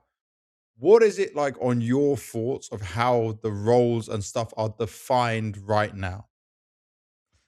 Well, I mean, I read the HLTV one. I have made my own throughout my career. I've always thought of things in my own way, but it has always been kind of defined as kind of hard lurk, soft lurk, hard entry, soft entry, and more of a roaming. Like you can have these roles, right? Don't necessarily need to have all of them, because you can have a hard entry without a soft entry. If you look at like how Paravision maybe play, they don't really play with a soft entry. They more play grouped and based like that, so they don't have that necessarily freedom on the map. But I still think these, as well as you can play with one lurk, that is only hard lurk. But I think that these things to me explain more on the map what people are doing than someone who is a closer. Like if someone would join a Counter-Strike team when I was coaching and said that their role was a clutcher, I would be, what the fuck are you talking about? What does that even mean? Is this the same as I play A main on Nuke? Yes, it's literally I play. What is that? Are you inside or are you outside? Tell me, what are you doing? Like, but by the way, we need to tell the viewers. It's just so vague to me. If you play Nuke, main is not a position. We've seen it so many times. It's not a position. It's not a position. Well, it's a position on the map, but it's not a role you can play within a team. Yeah, you don't can't play. Just say, I'm the A main player. You can't. That's not. It's like between two roles. A position. It's like saying I play CT spawn on Inferno. Are you A or are you B? Like. I love how much this triggers you. Absolute. Yeah, I just think it's a bit vague sometimes. At least for me, I understand that they have a description. They try to make it make sense for a lot of people without it diving too deep into. Maybe everyone's opinion is very different, like mine is compared to other players and other teams, etc. And we don't really have that set defined thing, and they try to mesh a lot of things together. But to me, I've always thought like, obviously someone who's a closer, to me sounds like, they win a lot of late rounds and they clutch a lot, etc. Anchor, I think, is the only one that's very an AWPer. Confirmed. Very, very, set in what they do. They don't have a lot of, they hold their position. They IGL, coach, anchor, AWPer. These ones are we want. But they can also be very different to each other. But anchor is just anchor. I'm the last guy holding this side. And we also have to say, for how HLTV have it right, they have tons of players from different teams like Apex, Perfecto, Halley, JT, Rix, Bit, Cyclone, Flashy, Lux, Tobiz, IMD, Saw, Sid, Twist, Sonic, MPL, Zontaris, Hooksy, Lucky. But then they also have Blair, Dupree, Dust, Launders, Maui, Moses, Pimp, Sponge, Vu, Yanko, King Demps from HLTV staff, Lucas, Mirror, Note, Striker. All of these people have a vote, and it's as they vote, then the answers get put together, and that's your first, second, third in this. We are doing it based on our opinions, our thoughts, how we would do it. We're putting it into our order. We're also, by the way, we've not agreed this now. We are going to debate live, or live recorded, but we are doing it live. We have not made the list yet. We thought it would be more fun to kind of talk it through and see, we've kind of made some nominees on a list together, but not more than that. Should we do the first easy one? Team of the year? We can go with team of the year. Because this is the one that requires the less debate for the winners, right? Yeah. The winners of team of the year are Vitality, and it's not even close. It didn't even matter if they won the major in Budapest or not. They would win this award.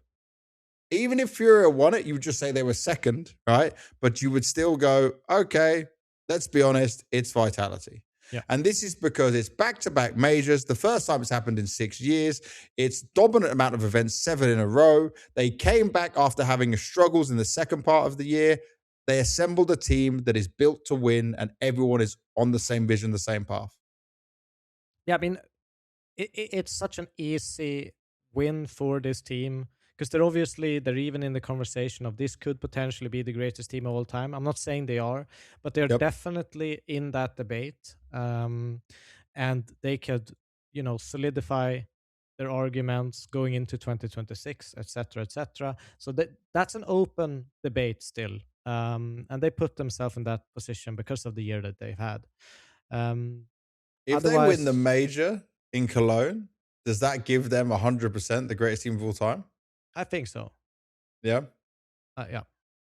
I personally would say if they win Kato next as well, because the Malta Blast Bounty event is obviously starting online going into LAN. If they just win Kato, it's Krakow now. If they win Krakow, then that for me would do it. That would be more than enough because it's such a run. Yeah, I'm having a hard time seeing how they will not unless something drastic happens. But I still don't think they've really cleared the line. I think they're very even with one other team. Astralis of old. Yeah. Okay, so then getting into this, who we're choosing as second place. Some of the teams we have listed here are like Furia, Mongols, Spirit, MOUZ. I'll start looking at MOUZ and the fact that they are very consistent, but their only trophy was Cluj-Napoca, and even one of their players didn't get MVP for that. Nico took it. You've got Spirit, whose big win was Cologne, then they were farming Blast events. Not super impressive. Mongols was consistent. They were in a grand finals at Austin, and they did, though, take EWC. So it's like Furia, they won some big S-tier events, but they didn't win a Cologne, a Katowice. They didn't win a major. They're not in grand finals of any majors as well. Do they de facto get the second best team in the world? For me, I think going into this list before we started thinking, I would almost give it to Mongols as my second. The fact that they come from like it all depends on how you want to quantify what they've done, because they've done something historical for their region. They are, were they even the first Asian team to ever make a playoffs at the major? Yeah. And they actually made it to a grand final against possibly the hardest opponent they could have met throughout all of history in Counter-Strike. And they actually made a game out of it. They did make a game out of it because they took that Mirage. Now, they did get a little bit smashed in the other maps, but it was still an exciting final for me to watch just because of that Mirage. It pulled some question marks in what I thought was a very solidified major victory for a Vitality. Yep. And the only thing that kind of stumped them was obviously the last 6 months with Senzu not being part of it. Yeah. They're struggling. They still didn't make a terrible finish of their year. They made it to playoff again at a major. And for me, it's just what is the criteria? Because I think with what they've worked with to how far they've gotten, I think that raises their, eligibility for the second place compared to equal achievements from a European team, as an example. But Furia is not a European team. No, but Furia is a team who had to change language, change midway through the year, take a big risk and a gamble, taking Fallen off the AWP. Obviously, now we know it's not much of a gamble, like look at Molodoi. They got Fissure Playground, not the biggest of events, but still respectable. Falcons were there, Mongols were there. They beat Mongols in the final. Yeah. Thunder pick, Mongols was also there. They took the win from a 0-2 down against Na'Vi. Chengdu, they beat Vitality in a final. And then Blast Rivals in Hong Kong, they beat Falcons in the final. They went up against many different opposition in that run, and they came in as favorites of the major because of it. So I could agree with you that Mongols will be the third best team of the year, based on what you were saying, but I would have to put Furia ahead of them. I agree with you on Furia. As I said, before I entered the discussion, the less I'd thought about it, I thought Mongols would be my number 2. But the more you think about it, the more you look at the second part of the year from both teams, I agree with you that Furia has to be the number 2. It almost pains me to say, because I'm a huge fan of what the Mongols have done. But for me, yes, I agree that they can't really push Furia. They did too much at the end to deserve that spot. And in the short amount that they did it has a similar weight. Not because they come from a weaker region, but because they came from a ranking like top 25 in the world, looked weak as hell, weren't competitive at all, making a lineup switch of that magnitude, taking that big of a gamble, and doing as much as they did. Yeah. And you know, the thing with the Mongols is we will always look at this year as what if Senzu stayed the whole year? Yeah. What if he played throughout the whole thing? What if they had this consistency? And that's it. It's not even the Mongols players' fault why they end up in this situation. So then the next battle we need to have, Vitality first, Furia second, Mongols. Are they third with an EWC win and these placings at the Austin Major and still making it to playoffs of a major? Yeah. Against a Spirit who did win Cologne and 2 Blast trophies. Now, I'm really up for debate on this because if people just went, oh, it's trophies, then yes, Spirit should be the third team because Cologne's a big one. And also they took a couple of Blast trophies as well. Mongols EWC trophy is not that impressive because it's not double elimination. Yeah. It's a different style of bracket. Not a studio, not a big crowd. Sorry, not a crowd, just a studio with a small crowd. But the points you make about what they've done with these players, with the resources they have, they are in an organization comparison to Vitality, Spirits, Na'Vi, whoever else you want to name.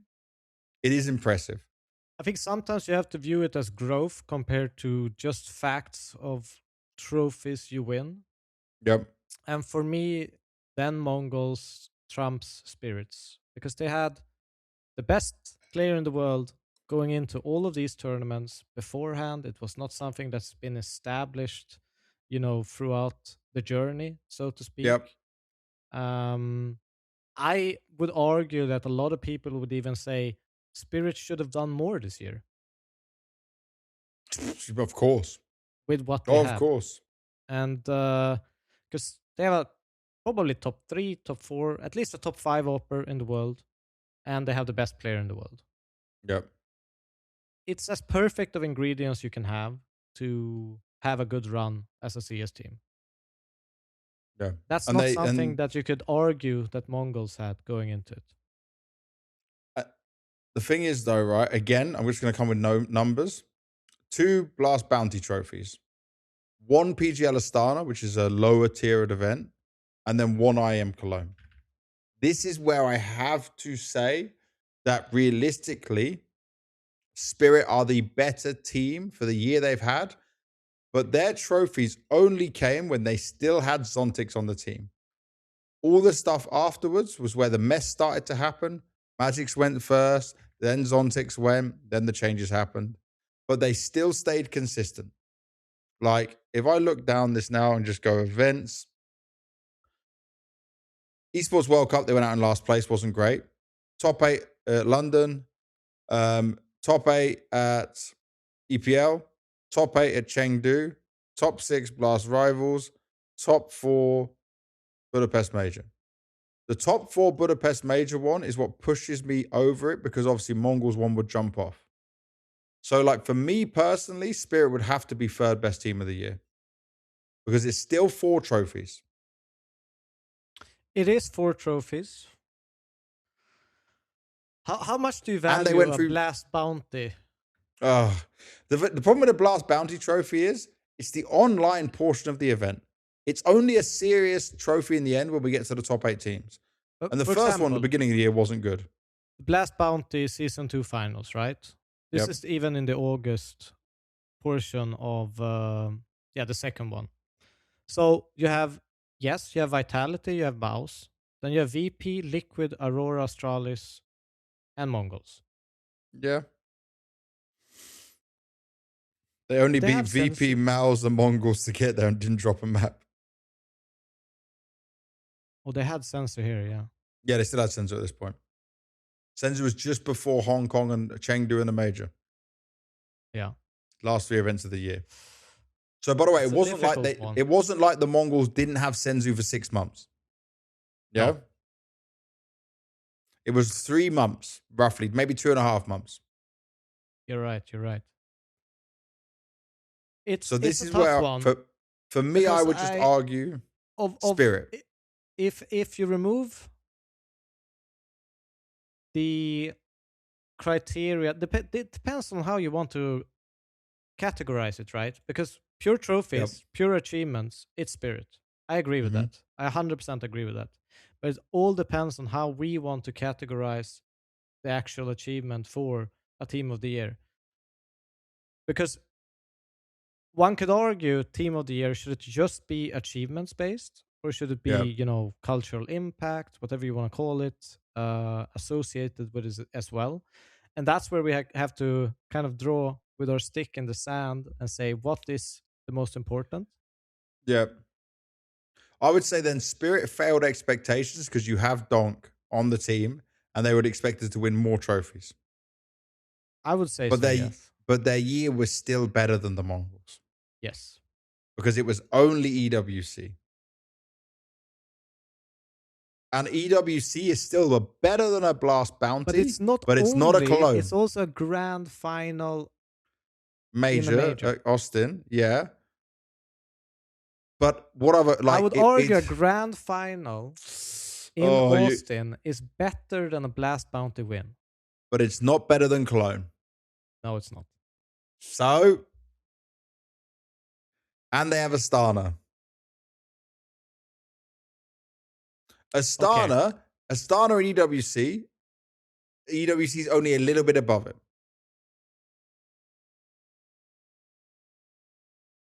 EWC must be bigger, no?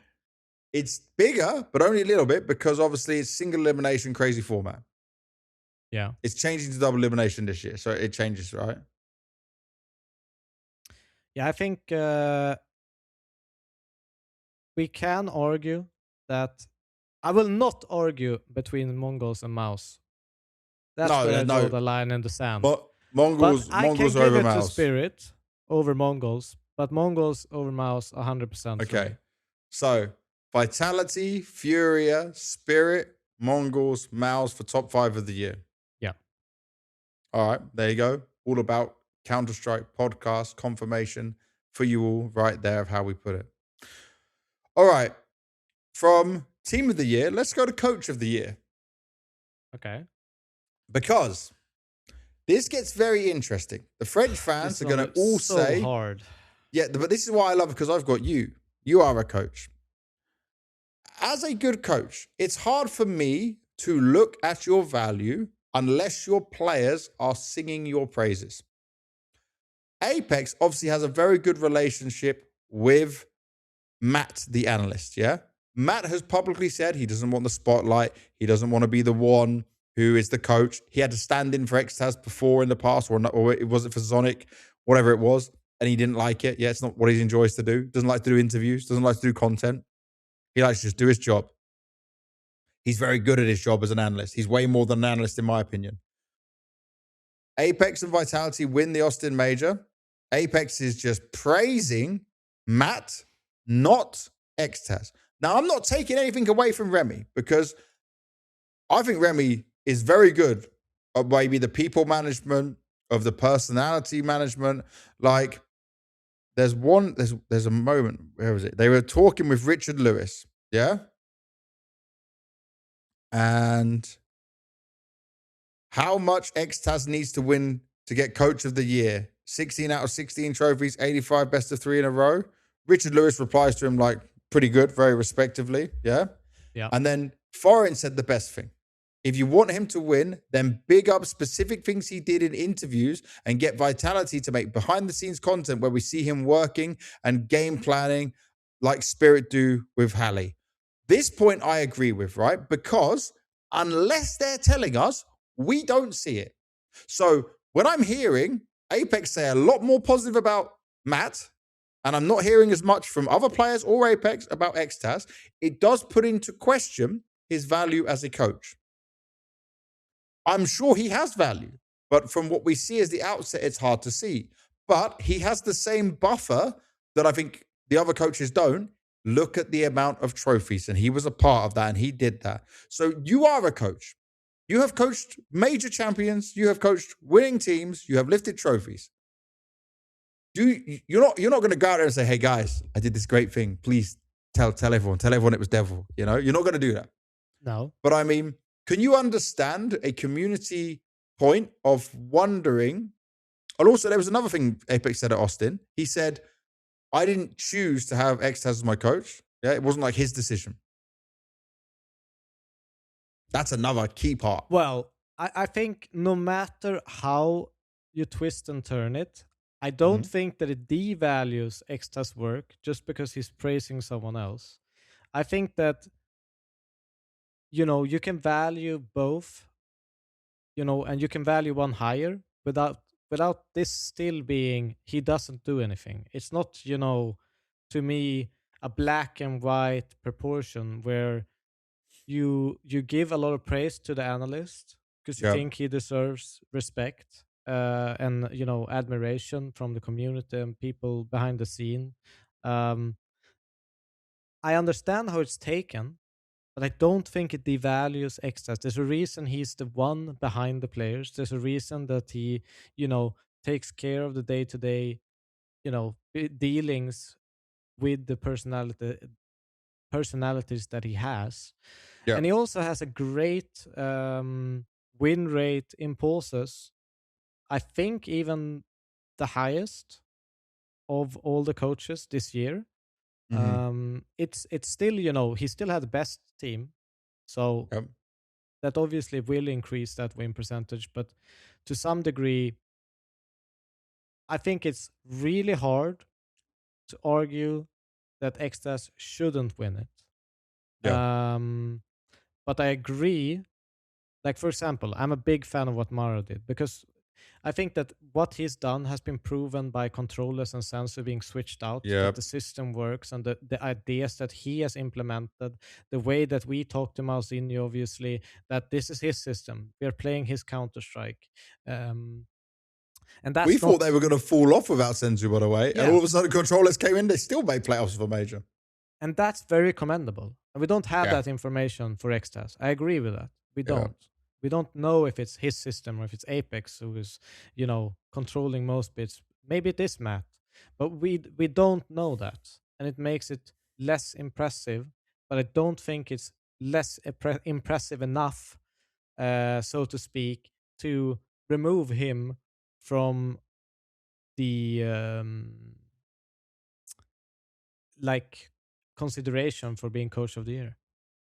Yeah, and I would still then put also Extas as the winner because you don't get that many trophies by being a coach who does nothing. No. And there's no one that can come close to you. And even if this was an argument where we're looking at very small details between first and second, Extas could lose this and be second. But it's out of the question because of how far ahead they were. I think no matter how you put it, a coach of the year is essentially backroom staff of the year for all these teams. No matter if Spirit are the ones doing vlogs with Hallie doing the talking, they have analysts, they have backroom staff, they have people helping him being able to deliver the quality that he has delivered. Psychologist, performance coach, all this other stuff. Everyone still has these people.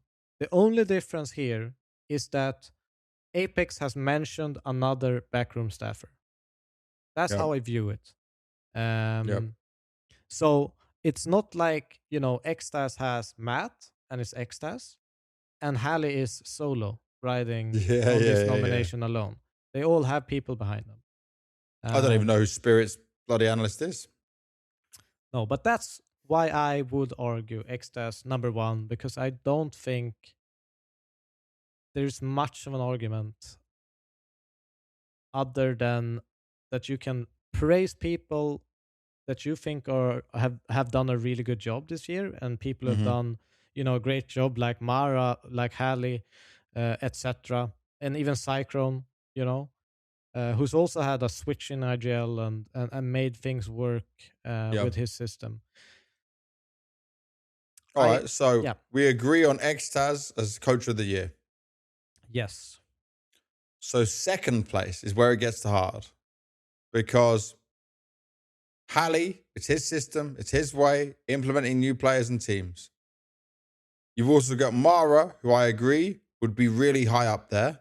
But then there's also Sid, who not many people seem to talk about. And this is another factor. Fallen does praise Sid in interviews, yeah? But Sid, when I look at... it's almost like he's cursed because he has fallen. To some degree.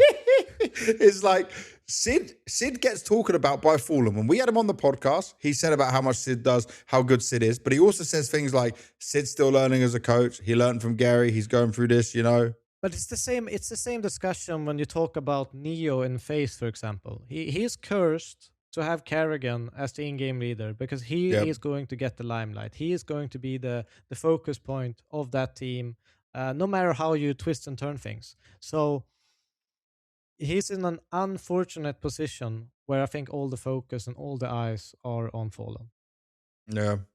Even though he never accepts it, no matter, but it almost makes people believe it's him even more because of the way he talks. Yeah. Because he's pushing the other narrative. Yes. Okay, but so to me, second place, for me personally, is between Hallie, because everyone follows what he's saying. We even had a conversation with Chopper where he said, like, Hallie's letting me have some more control as we're going to the last events of the year, because normally it's all Hallie doing everything in terms of the game plan. And then it's also between Mara, because it is Mara. Like, Blitz is great, not knocking him as an IGL, but Mara is everyone the players talk about, even give him some names on their stickers, hyping him up, saying what he's doing, saying how much he understands the CS and what he wants everyone to do. Sid's close. I think Mara is to some degree what we've always talked about Blade, Mm-hmm. I feel like Mara Mongolian Blade. Yeah, it's kind of like that, to me. Where, and he's proven it now that he can slot in any player into his system and it will work, even in a short amount of time, which is super, super, super hard to do. I want to give it to Mara, but I'm eager to hear the. Because I mean, it's difficult approaches. It is difficult because Cyclone By the way, as well. I'll say this. You know what makes this easier for the other people who are on this panel doing the voting? They're not doing it on a podcast with their faces to it. They're just voting, and no one knows who voted for who and who did what. I've done one of those HLTV votes before, and well, you were on a panel before. I've been on an HLTV panel. Yeah, got an email and opened it up and done all that. It was easier back then. There was only one ghost. But I think it's really Hallie. difficult. So I'll give you my Hallie analogy on this, right? Is that Hallie is a mastermind of this team. Hallie is also very good at managing the individual players, and he's very hands-on. He plays high level himself in these games. Like, he's one who's in with it. I'm not saying that like you need to be a coach who's got fucking 4K elo, yeah? But I'm saying Hallie's, and by the way, I don't think Hallie has 4K elo, but Hallie is capable and handsy and on point. And the way, and obviously I'm seeing this on the video logs. Everyone saw this Spirit video log, the way he's talking, what he's demanding, what he's saying, he gives me this authority figure. I agree with you on that, but the problem I have is I almost have a negative argument that, for example, if we would have been talking about IGL of the year and we would argue for Chopper, for example. Well, that's not happening. No, but let's just imagine that world. I think that we wouldn't say. I don't think we would paint the picture as positive towards Chopper compared to No. Halley. And the reason So I that's say more that, value to Halley. no, I'm saying that he should be also taking a brunt of the negativity if we are talking about Spirit having a negative year. Yeah, but he can't do the mid rounds, bro. No, that is true. But you understand my point, though. If we're gonna give him all the praise, but there's no way he can get any negativity by having the best player in the world. Yeah, but he can get negativity. He can. I'm just saying, for me, Mara's done more with less than what Halley's done. And if we're looking, by the way, this is a specific coach of the year. Yeah? Yes. And we've got a good bit of information from players, videos, and what we've seen, then I can understand you would maybe want to edge Mara over Halley. I couldn't. I would have to give Halley my second, me personally. He can take some of the brunt and the blame. Like maybe he shouldn't have Chopper have any freedom to do any of the planning for games, and it should have just been all Halley. I think they're very, very close, but yeah, my book is on Mara and yours is on Halley. Okay, so we can have that. We can see split. This is our opinions. We don't need to do an official. This is all about Counter-Strike podcast, right? So split the. I'm choosing. Yeah, I'm choosing Halley, and you're choosing Mara, which means that my third is Halley. And my third is going to be Mara. And people will go, well, why not Sid? And I'm going to say, because Sid is still a coach who's learning. I think Sid is very capable. I think if Sid proves next year that they can be a top 1, top 2, top 3 team in the world, he will be in that conversation for next year. But because Fallen is so experienced, so helpful, I was in the practice room with Furia while they just won, qualified 3-0 for the playoffs. And Fallen was just watching the games and demos and going through everything. You know? I'm not saying Sid wasn't doing that at any point. I just wasn't there at that time. But I'm watching Fallen do all this great work. And I'm thinking, he's older, he's more experienced, he had his whole career, and he's still grinding like that. I give him so much, like in the Fallen conversation. For me, I think everyone is sleeping on him. And for now. But he only had half a good year. The same could be said for Mara to some extent. No, because it was only the last 3 months. Only the last 3 months. And they were still so far in playoffs, still fighting all the way. But I think people are sleeping on him. But it is, like you say, it's for now. I think it's really, it should be an honor no matter what to be in the nomination, to be in the thoughts of being, the best coach of the year. But yeah. Who would we put fourth? Wait a sec. So Ecstatic for me, then Halley, then Mara, then Sid. Yeah? Okay. Sid fourth. I'm putting Sid fourth. Sorry, Cyclone, but you didn't win enough trophies. And this is going to be real bias from this is going to be real bias from me. But Cyclone has had the same team brought in a new IGL in Brolam, who I don't think has been that great. They have had better placings all year long than Na'Vi, and they did win Cluj-Napoca. But I would still put Blade as a better coach for the year than Cyclone. And I would still put Blade as 5th over Cyclone and not have Cyclone in my top 5. And the reason for that is Blade always promises this 6 months, then he delivers. Both playoffs of the major, he made it, yeah? Obviously, there was team drama and turmoil that ended up with jail going, Makazi having to come in, and then they had a deep run at Cologne, and then they fall off for a year. They're trying to rebuild back into it. They do pretty well at the major, better than anyone expected, apart from me, I guess. Blade has a way of figuring these things out and working it out that I would still edge him above a Cyclone. I don't agree with the... I didn't expect you to. I don't agree that Blade should be in the top 5. I do agree with everything you say about Blade. But I do think that you should value Mouse being that consistent throughout an entire year of placing in finals, in top 4 Yep. spots throughout the year, in an era where I think that we had so many good teams. We had Mongols, we had Vitality, we had Furia, we had Spirit. There were so many dangers for them to fall out short early on. They continuously showed that they can go into matches against some of these teams and always make the mark and be consistently up there. And I think that to me proves that you are a good coach, that you have a system that works. Now, could you argue that some of the individuals maybe didn't step up enough when they had the chance to end games? Yes. But I don't think it's because of the work that they put in to the server. Therefore, I would put him in a top 5 list. You know why I'm not? In Austin, I pushed him on an interview when they were exiting. They're like, do you think you need to make changes for the team? He said, need to review, need to see it. Didn't make any changes. He should have made changes at that point of the year. And he should make changes this point of the year. If Mouse want to be a championship winning team, if they're just happy being in the middle of the pack, top 3, top 4 in the world, sure. They are the most consistent team in terms of like placing playoffs, blah, blah, blah, never dropping low, right? Always doing well at group stages. We can give it to them that.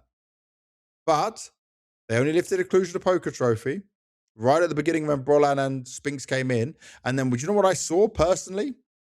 Is Mouse's IGLing and T-sides just keep nosediving the whole year. The whole year. And if that's Brolan, then also it is Psychro. And was not strong. It was a Cluj. He's just learning. His first event is IGL. And then it just kept going worse. Kept going bad. And then when you had Cologne to be won, you finally beat Vitality. And this is more the players than him, I'm sure. They still bottled it against Spirit. They lost in the final so harshly. I'll just say, Cyclone is a great coach, and we've shown it. He made Shuhei a great in-game leader who has been struggling without him. Yeah? All the way from the Academy Leagues till now. But you've got to be better at making harsher decisions. And Blade has never been scared of making harsh decisions. I agree, but I feel like we're dipping into Blade of old a little bit too much than we're dipping into this year. That might be my bias. Yes. That might be my bias. So I'll agree with you. I'll not agree. Say that Cyclone is a better coach than Blade, but I think he had a better year this year than Blade. Yeah. All right, I'll give it to you. I'll allow to handshake. So we only disagreed on our second to thirds. Yes. I put Hallie there, you put Mara there. Everything else we are the same. Yeah. All right. So from Coach of the Year, let's go to IGL of the Year. It has to be Apex. There is no competition. I think there's Apex, and I think number 2 should be pretty fucking simple as well. Well, let's wait. Let's wait. All right. Apex, all these trophies, back-to-back majors. Is he 30 now? I think he's 30 now. Apex is like, he's still looking young. 32! God, Jesus Christ, I can't even remember years. He was more closer to my age. But... No, he's not that old. Bloody hell, be nice. 32 years old. What the fuck? Yeah. Who said it was an insult? 32 years old, yeah. Heart on his sleeve. Good for all the content. Handles all the pressure. Handles all the stuff that's thrown in by the community. Talks his mind. Talks his piece. Like, if there was a personality of the year as well, he would win it. Oh, yeah. Yeah, definitely. He does it all. Contents, streams, his own individual sponsorships, trophy lifting, hardworking, 4-hour podcasts. 4-hour podcast on our podcast, yeah. And also fitness routine. Changed his whole way. And yes, he's got great support staff behind him. But every time I see this guy, he wants it, and he wants it bad. And he said in 2024 at the HLTV Awards, I won't be here next year. We won't be having this conversation. I'm not happy with my year. And he delivered on it. He 100% delivered on it. So there is no question that Apex is the first. I agree with that. He's also one of the best utility-based players in the entire world. I think that in itself is like, that's not something he was known for back in the day, being an entry fragger, but it's something that he's developed, and he's, filled in the bits that are important where he can shine, so to speak, within the framework of having all these superstars. I think he does it all. We've heard his speeches. We've heard the way that he makes sure that the team is disciplined. He's been a real leader throughout every single moment. And yeah, he's been excellent in every single department. There's no chance you can put someone else there. So second, I'm going to let you go first here, bro, because I think we're going to have different opinions on this. We're going to have different opinions because I'm going to say Fallen as number 2. I was going to say Fallen. Oh! Who the fuck would you say would be... I don't know. In my mind, with how much you've been on the Mongol side, I thought you were going to try and hit me with a blitz. No. I thought you were trying to hit me with a blitz. It's been too much... I do think Blitz is one of the best fragging IGLs, like individually. Yeah. I will give him that. He's probably the best one on this list in terms of fragging department. Because Apex slowed down in the second part of the year. Yeah. Yeah, but I think that Fallen, what he's done, I think it's clear that he has a huge amount of impact on a player like MongolZ. I feel like I want to give him credit for him, and I'm not sure how much is valid to give Fallen credit, but it just makes sense. MongolZ gives Fallen a lot of credit. But it just makes sense, you know? Like, he's one of the greatest AWPers of this game, steps out of that role, gets, he's always been an in-game leader, but shifting roles within that, becoming an anchor, helping this young kid become one of the best AWPers of this year from nothing. If that isn't leadership, it's very, like, that to me it's so valuable, and I think it's very hard to argue that someone else should have the number 2 spot as IGL of the year. I think it's Fallen easy. It's not even a discussion about anyone else. But like, look at this as well for Fallen. You maybe should have given up the AWPing earlier. Remember, I said that to him when we had him on the show, and he could partially agree. But it's about trying to find the right player. And he spoke about all the problems with Brazil AWPers, right, and having that, and then being able to do that, change to rifle and read the game so well and be sacrificial. Bro, there's times on the major where we're watching him get a 3K at long with a rifle fight he should never be winning against good players. Yep. Oh, he's been great. Good players. And then he'll do the moves where he'll just jump out and someone has to trade him and he just says that's effective. This is how it should work. People forget about this sometimes.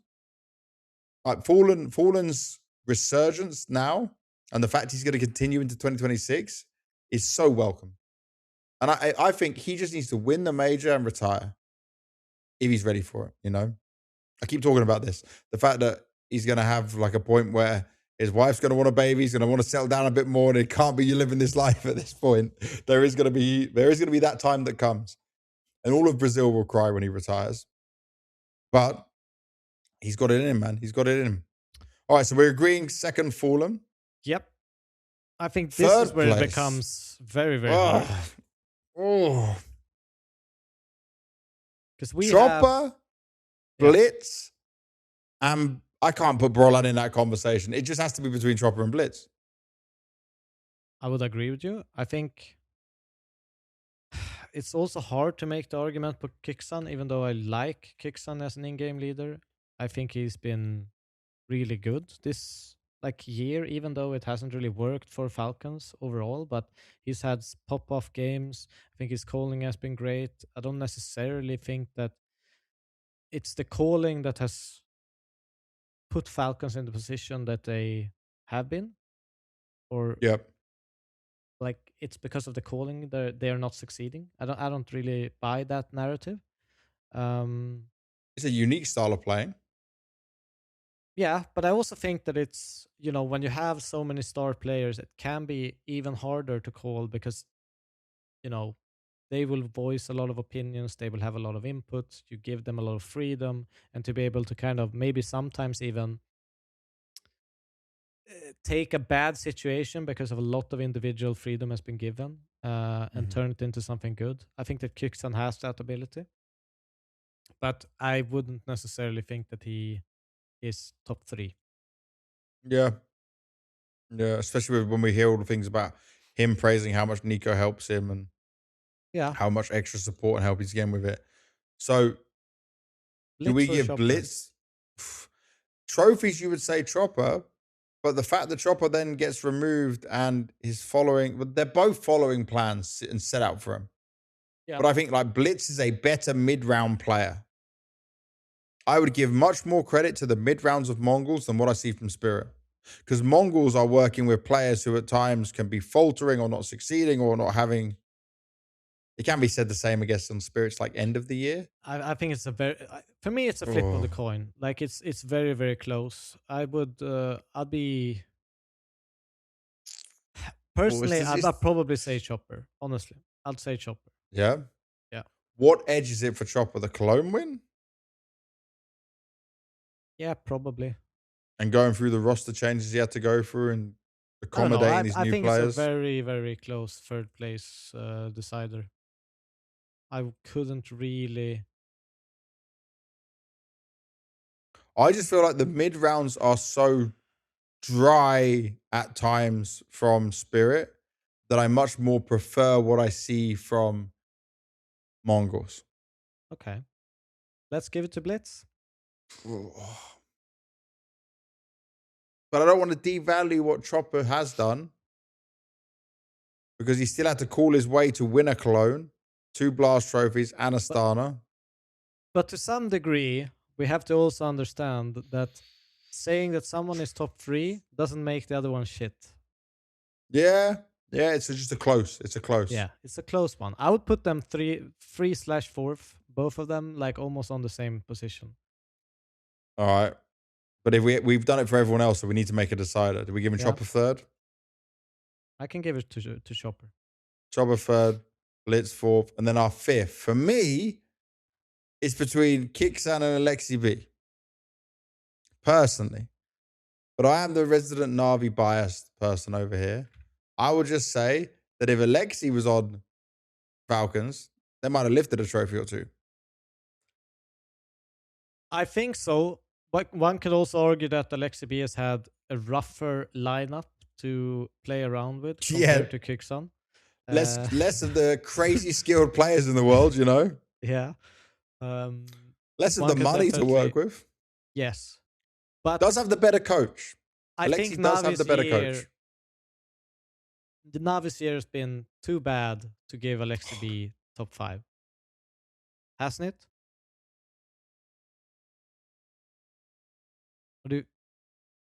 You're on the fence, okay.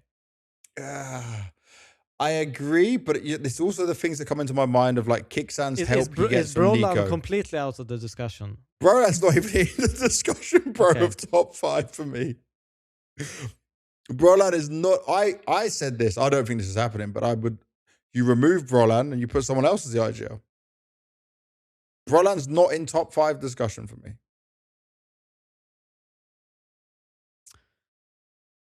I think there is a case to be made for him, but I think we've kind of aimed it at its Cyclone system a lot in this conversation. So it kind of devalues. There's also look at this. When they announced Brolan, what did they say? They said, oh, Torzi will help him more and Zershan will help him more. Like, bro, he didn't get a secondary caller. He got the whole team helping him with this. I think that in combination with sometimes we've heard like Zershan call a lot as well in tournaments. Yeah. I think you're right, but I think it might only be like a skewed angle that we get to see snippets we're not in the rooms compared to, but it's the information we have, so we can go with it. So Kixan or Alexi for 5th. I mean, I agree Alexi B is a better in-game leader. I think so. Yep. Kixan has better things to work with. I am willing to slide on this because I've argued on doing more with less throughout this conversation. So if you want to give it to Alexi B, I would be completely fine with that. But what would you choose? You personally? Kixan made more finals. Kixan did have chance to lift in trophies. He has crumbled. So I'll sit with you because I just say Alexi. I agree with you. Alexi's the better in-game leader, and Kicksan gets a lot of help. But still, Alexi didn't have anywhere close to the year that Kicksan had. So Kicksan can have 5th over Brolan. Yep. But I'm still putting Alexi above Brolan. No matter the year that Mouse had. We can agree on that. Cool. All right. What should we do next? We got opener, closer, anchor, and AWPer of the year before we get to top 5 of the year. You choose. What do you want to do next? I think let's do a hard one. Anchor of the year. Oh, God. So you say anchor of the year is hard? It's not hard for me. At least the first one. Mezzy is the anchor of the year. He is the best British player of all time from any version of Counter-Strike. And guess what? I saw all these versions. I was there, living and breathing it. I've seen everything. I watched it all. I've seen it all. And this guy just improved when Rops joined the team, often having to do more with less. When I say like less help, less utility. The Rops Mezzy duo on sites does work very nicely at times, yeah? But Mezzy was the grand finals MVP of a major. I know there's no such thing, but I mean, in that grand final, he was the MVP. He was the one. He was God tier. This guy he's on a whole other level right now to the other anchors. I agree with you. I think Messi for sure is number one. I don't think there's a discussion in that part. I do think it's a harder discussion once you leave the number one spot. Definitely. But I'll say this. Mezzy got top 12 of the year for HLTV. I think that is disgusting. And they're just... I don't want to be too harsh. But he should have been top 10. He should have been top 10. And I know he doesn't have the EVP. He's got Zyro and Rops on his team taking up EVPs and all the other things from him. But this guy, in his role, if we're looking at just the anchor support role, he is better than some other players on these lists. I would have put him in top 10. That's why I had him on my personal list. By the way, I even DM'd him about this. I was discussing it with him. I missed your bit because I was checking some stats. I think he is top 10 of the year. I don't think this top 12 is fair. And by the way, I'll say this. Yeah, top 10 of the year. Because obviously his role, he's not picking up these numbers and stats all the time. But this boy delivers. Sorry, this man now, man with a child, delivers time and time again. And guess what? People need to remember this. For as much as the community want to talk about Henry G or whatever, he's like this the best guy picked him out. Player in the world. Yeah, bro. Henry G saw his brilliance, his great skill before anyone else did when he put him on Cloud9. I wasn't just giving him a chance. That was like Henry saw what this guy can do. No ego like other British players. No like messing around. Fully focused on the game. Dedicated. This isn't because I'm British, by the way. This is because I'm seeing it. And people will agree with this. I got to rant on this all day. Mezzy is the British GOAT. And if there's anyone else that comes close to him, I ain't heard of them. People always say rattlesnake, but it's... shut up, man. Shut up. Bloody Source players. Kind of CSGO player. And then Mangia Capra in my 1.6 years was great, yeah? Individually brilliant as well. But, I mean... when your team, mainly in the latter parts of 1.6, consisted of 2 Europeans... discussion about UK. That's already finished. Mezzy is it. Mezzy is the one. And then, for number 2, I think a lot of people would argue Heavy God. The problem I have here, mate, no playoffs of a major. Yep. Zero playoffs of a major. Bit was in both of them. Yep. Yuri was in both of them. Yimfat was in both of them. Zontix was in the one that he was actually in attendance for. Yeah? I agree. I'm not gonna push Heavy God, by the way. Stats, numbers, ability. The guy also changing roles and positions depending on what team he was on. Incredible. But I'm not putting him in second place. I actually would argue that Yuri is second place. I know his stats are way below of Heavy Gods. He has a 107 in the last 12 months. But I actually think when I look at the eye test, the importance of what he does. He doesn't go for a lot of aggressive moves. He a lot of the times is one of those players that stays alive for an unreasonable amount of time in his position. In crazy situations. Yes. Inferno comes to mind when he's anchoring down pit. He can stay alive with 5-10% HP, always finds the right time to peak, and never really puts his team into a risky situations where they lose rounds. He's and so smart. That's what you want from an anchor. You don't necessarily want stats. That can be cool as well, but you want to win rounds because they put yourself or put your team in that position. And you're not getting any assists for hiding in pit and someone aiming towards you and them getting killed. He did win an MVP as well for London, a HLTV MVP. Yep. Beating Vitality in the grand final, by the way. My money is on Yuri. What do you think? Do you know what the thing is? The problem I have here, HLTV already given us their top 3.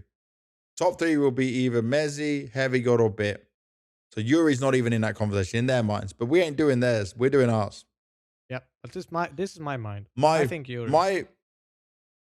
My biggest problem with the Heavy God conversation is 0 playoffs of Major. 0 playoffs of Major. So you can do all the good you want and have all the good numbers you want, but your team still didn't make it to playoffs, which is a huge thing of Majors. And overall, I need to have a look at Heavy God personally.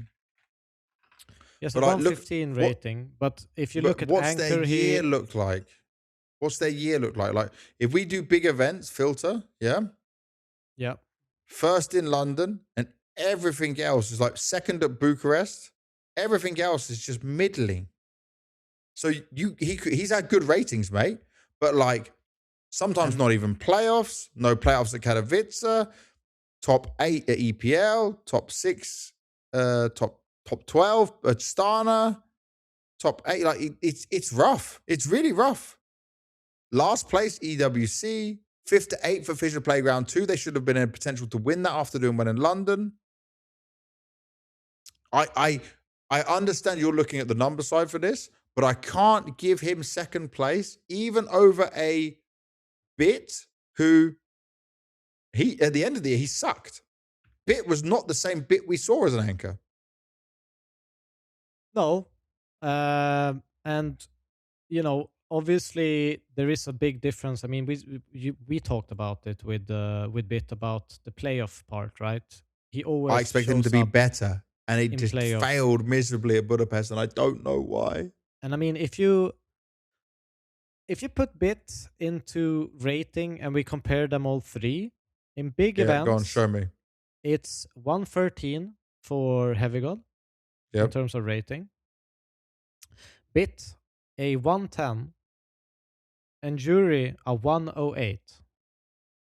But obviously, Yuri played bigger games than these more grand finals, more trophies. And it is way easier to have a stinker in a semi-final or final compared to a quarters. Yeah, or a grand final. Or just a group stage game. I'll sit with you here. I will give second place to Yuri. I think Yuri at times has had highs beyond what anyone expected for him when he's got Queserato and MongolZ doing numbers like they were doing. 100%. Yep. At some points, there was moments where Yuri had the potential to be an MVP. How many EVPs did he get? EVPs. Chengdu, Thunderpick. Yeah, Chengdu or Thunderpick. One of them two, he could have been an MVP. Yeah. Obviously, he's got MongolZ and Queserato on his team, so it's always going to be hard. Pretty stacked competition, but it's going to be hard. But I'll give it to you. Second place, I will give to Yuri. But I'm still going to edge Bit over Heavy God in third place.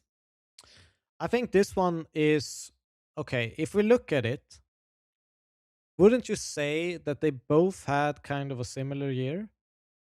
Similar year, but those 2 non-playoffs for G2 at Majors is such a big factor for me. both majors, Na'Vi were present in the playoffs. And if I remember, I'm not looking at stats right now. If I remember, you can check this for me. Bit in Austin was damn good. I would also argue in general, Bit goes for more entries, etc., compared to Heavy God. I'm just looking at some stats too. Mm-hmm. We have opening attempts on Heavy God, for example, 16%. Bit is almost at 20. Yep. Yeah, Bit is higher success rate. They have about similar win percentage after opening kill. But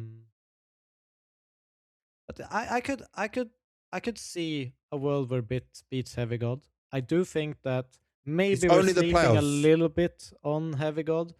No, I think because Heavy God got an MVP right of London, which is crazy good. But if Na'Vi, if G2 just made one playoffs of a major, I could have a different viewpoint. But you didn't deal with that. You didn't deal with the major MVP, the major playoff pressure, and that's such a key component for me. And it's both. It's not just one major; it's both majors, man. They missed. I mean, for different reasons. But but it doesn't matter. No, you doesn't matter what your performance is. It wasn't good enough for this. Yeah. How was he at majors overall? 108. Okay. I think, first of all, we're talking anchor of the year. At majors, he had a 0.97 rating versus Bit 107 at majors. So the stats have confirmed for me that I will agree with you. I will agree. So we're doing Mezzi, Yuri, Bit. And Yuri wasn't even in HLTV's top 3. Then you've got Heavy God in 4th, I think is fair. Yep. Yimfat 5th. I think here is like the anchor list of well-performing anchors is so close. So low. Zontix even deserves a mention. Yeah. But you can't. I don't even know if you can give him because he was away for such a long time. Yeah. But he did win 2 blast events and Cologne. Yeah. Yeah, maybe you can make that maybe puts him up. Yeah. Maybe you put that still above Yimfat because Yimfat had some stinkers. I have to check. Maybe Zontic's 5th and Yimpact's just outside of it, man. Despite the consistent year, there might be something to that. You see.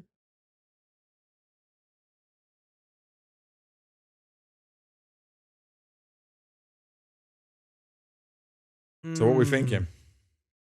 I'm trying to confirm a little bit with stats as I'm looking on HLTV. We have Zontix. He has a 106 rating, but he has an overwhelmingly good CT rating of 112, which is obviously anchor position. That's what we're talking about. Yep. Unless I've missed some description. No, you're fine. And Jimpat. I'm only doing majors now, just to get some. Zontix is only at one major. Yeah. Still Yimfat 110 rating at majors, but Zontix better overall rating. But Yimfat 2 majors? Yeah, but that's not a discussion then to me because Zontix wasn't playing at it. It wasn't like he didn't qualify for it. If Zontix was on Spirit, it would have been a better Spirit than what we saw. Oh, I'm coping, but I would personally give Zontix it over Yimfat. I think it's harsh, but I could see the argument for it. People are just gonna think I'm a Mouse hater at this point. I don't hate the players. I actually love most of the Mouse players. Yimfat's cool as hell. Just some of the Mouse management people, they're a bit stupid. But yeah, and that's because also Zontix. I mean, you can make the argument he won more trophies on less time as well. Yep. All right. I'll give it to it. Okay. There we have it. So what are we thinking for closer of the year? Closer of the year. Rups, number 1. Yes. And it can't be close. There can't be anyone close to that discussion, surely. Oh, I don't think so either. I think Rops has been an impactful player to Vitality in and out of the server. The ideas he comes up with, how he plays his role, would have had some MVPs if ZywOo wasn't ZywOo. You know, you're always going to give up the MVPs when you're in that situation. It's just something he has to deal with. He made the right decision going to this team. Yep. And he's such a smart, gifted player. Great for this team in every way. Thinks of new ideas, thinks of new ways to approach the game, flashes. He's a full nerd. He's a full nerd in all the positive senses of the word. I agree with that. I think he is incredible. He's a big part I can't of think why of anything they bad had to this say. Resurgence, 4 majors in a row in this game, major finals. Sorry, about to say 4 majors in a row. I was like, he wasn't on Navi. No, but 4 major grand finals in a row speaks volumes of him as a player in 2 different teams. Rops number 1. I don't think you need to delve into too much more into that. I think it's more interesting once we get into the others. The latter. Yeah. In the discussion. So I'll go. CobraZera second. Furious amount of trophies. He gets himself his first career MVP. We've been talking about him being in his prime for, I don't know, 6 years, 5 years, 4 years.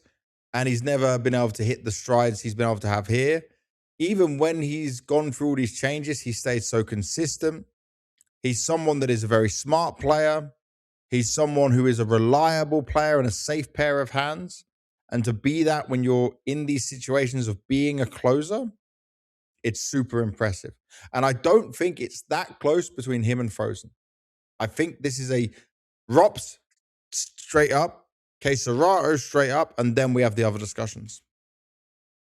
I tend to agree with you. I do think that maybe one could make more of an argument. Depends on what you want to quantify in the discussion. They're very, very similar in terms of output on the server, CobraZera and Frozen. Obviously, with the addition of medals and trophies from CobraZera, that's where the kind of conversation dimmers a little bit. But in terms of raw output on the server, I don't think Frozen is that far behind. Okay. So does that mean you're quite confidently putting Frozen in the 3rd place, or is there maybe a case for Shiro? I would put Frozen in the 3rd place. I put Shiro out as a closer of the year potential, even though he might not necessarily be part of that HLTV kind of position lineup. Yeah, is how they deem it. But I put him in there as potential because I think he's very, very good in those closing moments of games. He's great at clutches. He's one that I kind of, before I read that HLTV note about how they argued it, was someone I thought about instantly when thinking about people who have that ability in the game. Yeah. Okay, so Rops, CobraZera, Frozen. Yes. Do we put Shiro as 4th, or could you argue Spinks could be there? Because I think Shiro's going to be high up overall on players, definitely. Yeah, I think it's one of his best attributes is being a closer for a team, and it's one that you don't always see AWPers at least lean that heavily towards the clutching part. If you look on HLTV, we can do like some fast comparison of Shiro is 86 in clutching, right? Yep. Ability. And with that, it's clutch points per round, which is clutches per round, weighted by the number of opponents. 1v1 is 1 point, 1v2 is 2 points, 1v3, 4 points, 1v4 1v3 4 points, 1v4 8 points, and 1v5 is 16 points. So it can sway in a huge margin depending on what kind of clutches you win. Pull off. But he's last alive a lot of the times. They put a lot of trust in him in that situation. He wins almost 66% of all his 1v1s. And yeah, he's just incredible in those situations. And it also gives them, obviously, an AWPer who puts himself into a clutch. He obviously saves a lot when it's an undeemable clutch to win. Gives good economy for the team. He's one of the best AWPers in the world. Yeah, I have a hard time. Let's just find a comparison. Let's take Saivu even in terms of clutching ability. He has... Saivu's pretty clutch, though. He is very clutch. But I put a different filter. Last 12 months. Saivu has a 67 out of 100 in clutching. And Shiro has 76 in the last 12 months. So he's still almost 10 points above Saivu. Yeah. Who to me is an AWPer, like you said, who has tons of clutch ability. Tons of it. Yeah. But Shiro still mogs him. Like absolutely destroys him in terms of stats. Mogs him? I've never heard you use that. I had to use it. It popped up in my head. All that had to happen was Devil was have a couple of celebrationary drinks for the New Year episode of the podcast that you would use the word. Bro, you have to explain it to me. I don't know what mogs means. I barely know either. I just know you say it. How did you just use it? I've heard it before. I've heard someone say it. I'm so sorry for all of our viewers and listeners. But it is a British term, isn't it? Bro, I don't know. Am I 12? No, I don't have any understanding of this. He bests him in this department, for sure. Mogs. This means to significantly outshine or dominate someone, typically in terms of physical appearance, confidence, or overall presence. Yeah. Bro, how are you dropping this word in the middle of all the viewers watching right now? It was used in the right way. It was used in the right way. Did you know that the word mogs meant that? Are you impressed that Devilwalk used it? Does he get some, I don't know, young man I probably never used it in the past. How did they come out now? All right, so Rops, K-Serato, Frozen, Shiro. Then on the other side, for this last 5th place, we got Spinks, Lato, and Wicadia. This is hard because Spinks probably deserves it. Lato's certainly an honorable mention. And Wicadia, whatever you want to call him, is a close player to it. But Wicadia has some such bad events at times. Didn't have the same highs of his Antaras. For me, I wanted at least to mention Lato because I think that Legacy had such an incredible year. And I think that he was a huge part of this Legacy squad and why they performed so well. So I think that for me, I just wanted to put them in there. He's shown growth. Their team has showed growth. And it should be celebrated in some shape or form. Mm-hmm. Do I think that he should win top 5 closer of the year? Maybe not. I think that it definitely, for me, goes to Spinks. But I think having him at least in the outside bracket of things is a deserved mention. Yeah, I can give you that. Spinks was 5th. Lato in there as the outside member. Wicadia, a bit of an honorable mention in there at the same time. Yeah. Solid stuff. All right. So we've got opener, AWPer, and top 5 of the year. And we've done everything else, right? We have done. I think so. We only have AWPer and top 5 of the year left, right? No, and opener. Opener. Oh, yes. Yeah. So let's do opener. Yeah. Donk. That's it. Donk. That's my argument. We end the podcast. And that's my argument. There is no one that is going to beat Donk in opener of the year for the next 5 years, 3 years. I don't know. As long as Donk wants to open, he going to open. Unless he someone chimes that W key off his keyboard, no one else is winning it.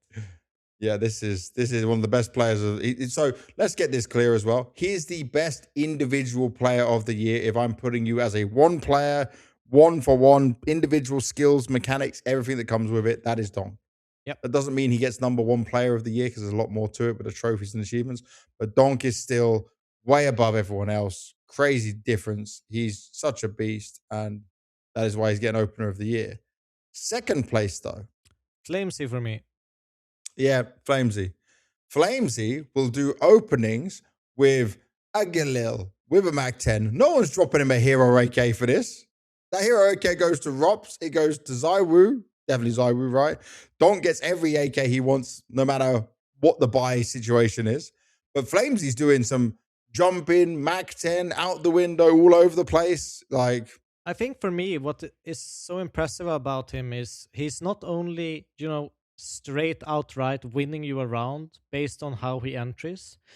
When they are in kind of a weird position where they need something to happen, where they need someone to kind of push forward and sacrifice himself for them to get the trade before rotations comes into the round, that's where he is key. He never hesitates a second to make that decision, and it makes Vitality win a lot more rounds, even if it wouldn't necessarily show in the stats that he was a part of that. He might not even get a trade, like a assist in a certain way, or any form of damage, but just because of the way he takes that space and the way that he wides and delivers the room for his players to come in and make that trade, to make sure they can solidify the round in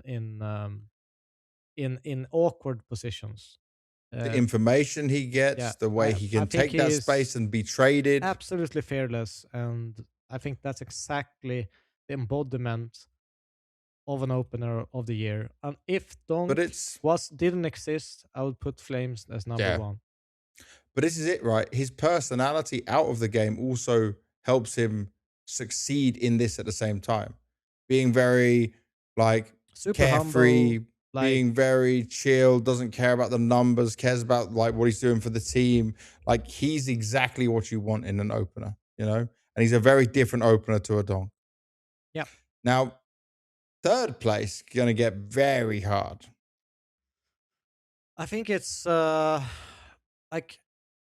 weird part is, for me here, you can argue that Santaris could be third. Because I think that he has, to some degree, carried Aurora's back in terms of when they've gotten success. He also got an MVP, right? They won an event. Yep. And he does so much. When they win, it's because of him. Almost 99% of the time. And it's been like that for a very, very long time, and it's no difference this year. When they lose, it's because maybe he didn't show up, and you can make that argument as well. But it's hard as an opener to consistently do that and expect that. But majors, both majors out at 12th to 14th place, not making playoffs. That's his. That's the downfall in this argument. And the last one was a 0.94 rating. Across 6 maps, by the way. He lost 2 best of ones, then lost 2-0. Remember who they lost to? Astralis. Oh, sorry. 3. Sorry, I told a lie. 3 maps against Astralis, then I can't count. But Astralis they lost to. You know his rating against Astralis? 1.02. Not even. That's what I say. I mean, if he doesn't have a great game, that team loses. Yeah, but they still were a. Can you give him third? Could you give him third? I think so. Yeah. I really. I will wait before we make any decision on this. Let's talk about the potentials of Yakindar as an example for that third place as well.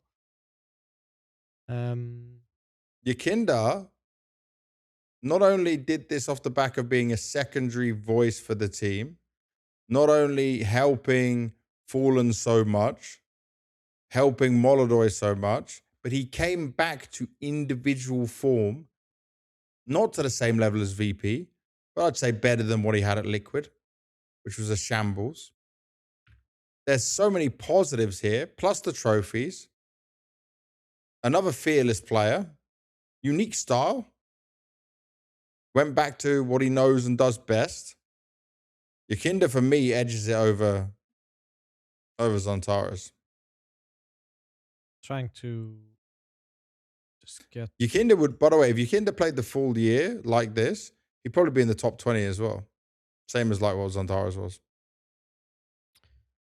Yeah, I mean, Yakinda definitely had, let's say, stronger opponents throughout the tournament. I still think, I think the biggest thing about Yakinda is he actually improved against top 5 opponents compared to any other opponent. His rating, the last 12 months, this is, against top 50, 109. This is 163 maps. Top 30 opponents, 110 rating. 143 maps. Against top 20 opponents, 110 again. 130 maps. Top 10 opponents, 106. 79 maps. Top 5 opponents, 113. 43 maps. Pretty damn good. Yes. Xantares is not much worse. I will say that. Xantares' ratings, though, do look better, but there's no major playoffs. That is the thing. But in terms of raw output on the server, here, Xantares looks incredibly good for an opener. How much is it split between his CT and T side for Xantares? Xantares, it's 117 rating for T side, 116 for CT. Very even.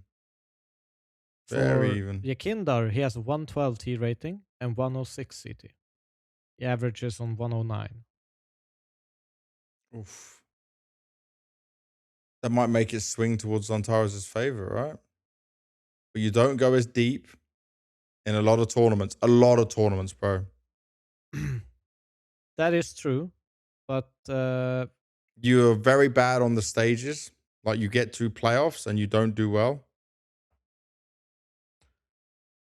They have, even in terms of opening attempts, obviously here it's Yakinda actually does a lot more opening attempts. 32% of his team's opening attempts. Opening success 51%. Versus Xantares 28.7 with an opening success of 54.5.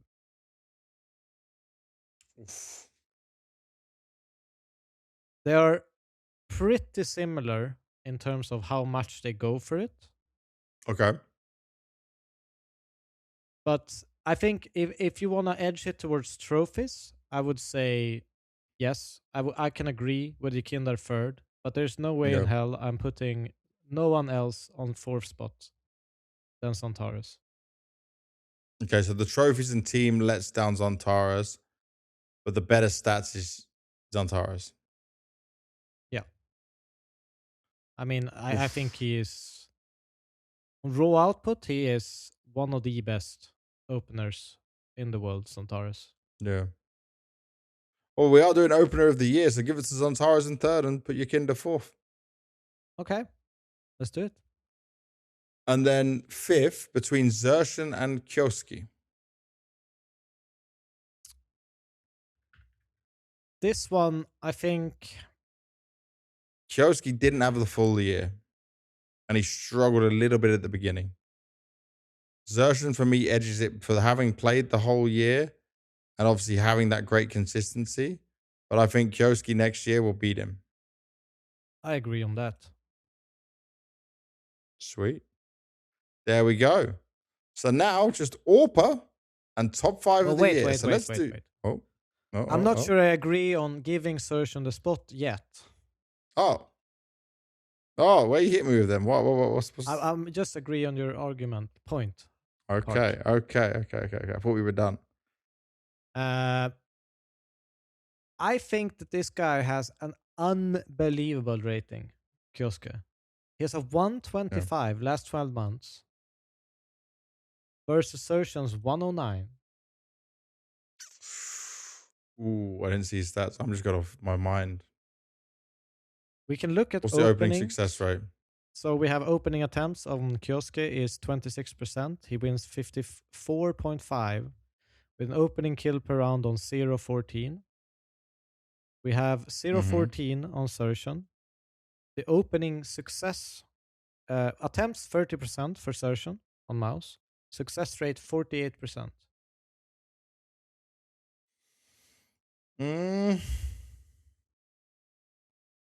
So Surgeon goes for it a lot more. Yep. But they actually have the same output in terms of opening kills per round. But Kioske in general is better for the whole team. Yes. Oh. I understand the point of longevity. This is just, smaller sample size can, give and bigger also numbers. Kioske struggled in playoffs. Yeah. We can put filter, for example. Let's put a ranking filter. What do you want? Top 30, top 20 opponents? Top 20. Top 20. Just to compare a little bit quick. Surgeon on a top 20 ranking has a 108 rating. Opening attempts, again, 30%. Opening success, almost the same, 47.7. About the same numbers. 0.14, 0.16 opening def per round. Versus Kioskes, 0.14, 0.12 opening def per round. Same amount of opening attempts, about 25%. 53.7% opening success for Kioske. A 116 rating in total when we go to top 20 filter. Versus a 108 for Surgeon. Okay, Kioske is getting 5th. But it's half. Okay, I can give it to you. And definitely next year he can put himself in that top 3 conversation if he can keep those numbers up. And they reach finals and they reach good positions. Okay, that changed last minute. I will say, just to give some context, and this maybe change things, the sample size is almost 3 times as big for Surgeon compared to Kioske. See? That's what I was looking at, man. That's the where Oh. But that's what was getting me. That's what was getting me. It's still 68 maps versus top 20 opponents, 53 versus top 10, 30 maps versus top 5 opponents. In terms of Surgeons, 164. Yeah. You still saying Kioske? I think it's an argument for either. But I asked you what you're saying, not if it's an argument. I think Kioske is a better opener than Surgeon. Okay. That's why I think Surgeon might go to IGL. They change things up, but that's just the thought out there. All right, let's go to AWPer of the Year. Let's get through these last 2. Yep. AWPer of the Year. Now, the problem I have with some of this is like Zyru loves a rifle in some of his stats pulling off here. He is the best AWPer of the Year, right? By definition of what his role is and when he needs to pick it up. He's 100% the best AWPer of the Year. I know. But I'm just saying, he is more of a hybrid he's more of a hybrid than anyone else on that AWP list. But m0NESY is great with rifles too. Yeah, but just m0NESY sticks to the AWP more. I think the one that sticks with the AWP the most is Shiro on this list. Well, by far, him and MongolZ stand out as like the AWPers, like the straight AWPers. Like for me, Shiro, MongolZ, AWPing all the time. But m0NESY and Zyru have a shit ton of rifle highlights as well. But that's just a different category of player. All right, so Zyru number 1. Yeah, Zyru number 1. It was the same on my list anyway. Zyru number 1 AWPer in the world. He's not as flashy as Simple. It's not as magical as some of the crazy stuff you see. But you know what? He hits the shots he needs to hit. He doesn't make these insane misses. He doesn't go too fast that he can't follow it through. Yep. And he's a solid player for his team with it. And he's not a liability. 100%. So, second. This one can be debated. The thing is, so I think if you just look at stats, I think a lot of people would just say MongolZ, straight up. Yeah. The problem is, now I don't have these stats. Like, if you could reference me how you actually put, let's do majors actually. Majors events for Ilya. Yep. So Well, he didn't make Austin playoffs. No, but still play in a group stage major. He, on normal, 125 rated player in the world, like 3.0 rating. We go to majors, he drops down significantly. He's a 110 rated AWPer in majors. This is a very small sample size, but it almost makes it worse. Okay. We can then take a look at someone like, who would you say is in the category of challenging for that number 2 spot? Oh, number 2 spot. Yeah. It's only Shiro MongolZ, no? I don't put MongolZ there yet. Okay. MongolZ, the thing is, MongolZ, I can have an argument for top 3. Shiro at majors last 12 months, 110 rating as well. But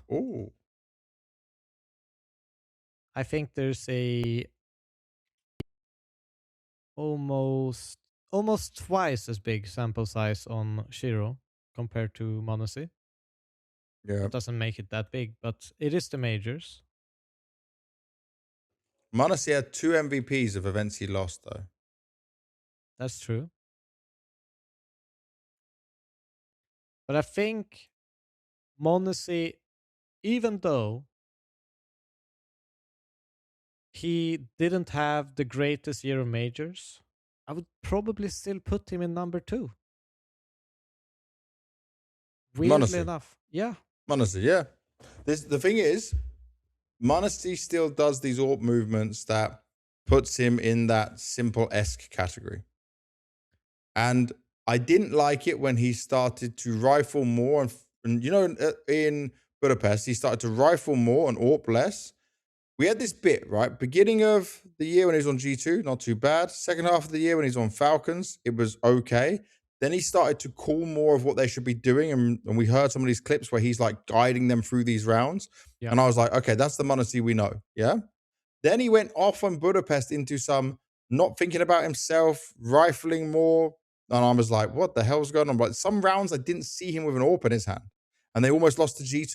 You know, they just about stumbled through that game to get to playoffs. Well, that was a well-playing G2, let's be fair. Yeah, but I'm not saying, but he didn't have AWP in his hand is my problem. Yeah. And then guess what? When he had the AWP in his hand on Dust 2, they took over the game and he fucking closed it out.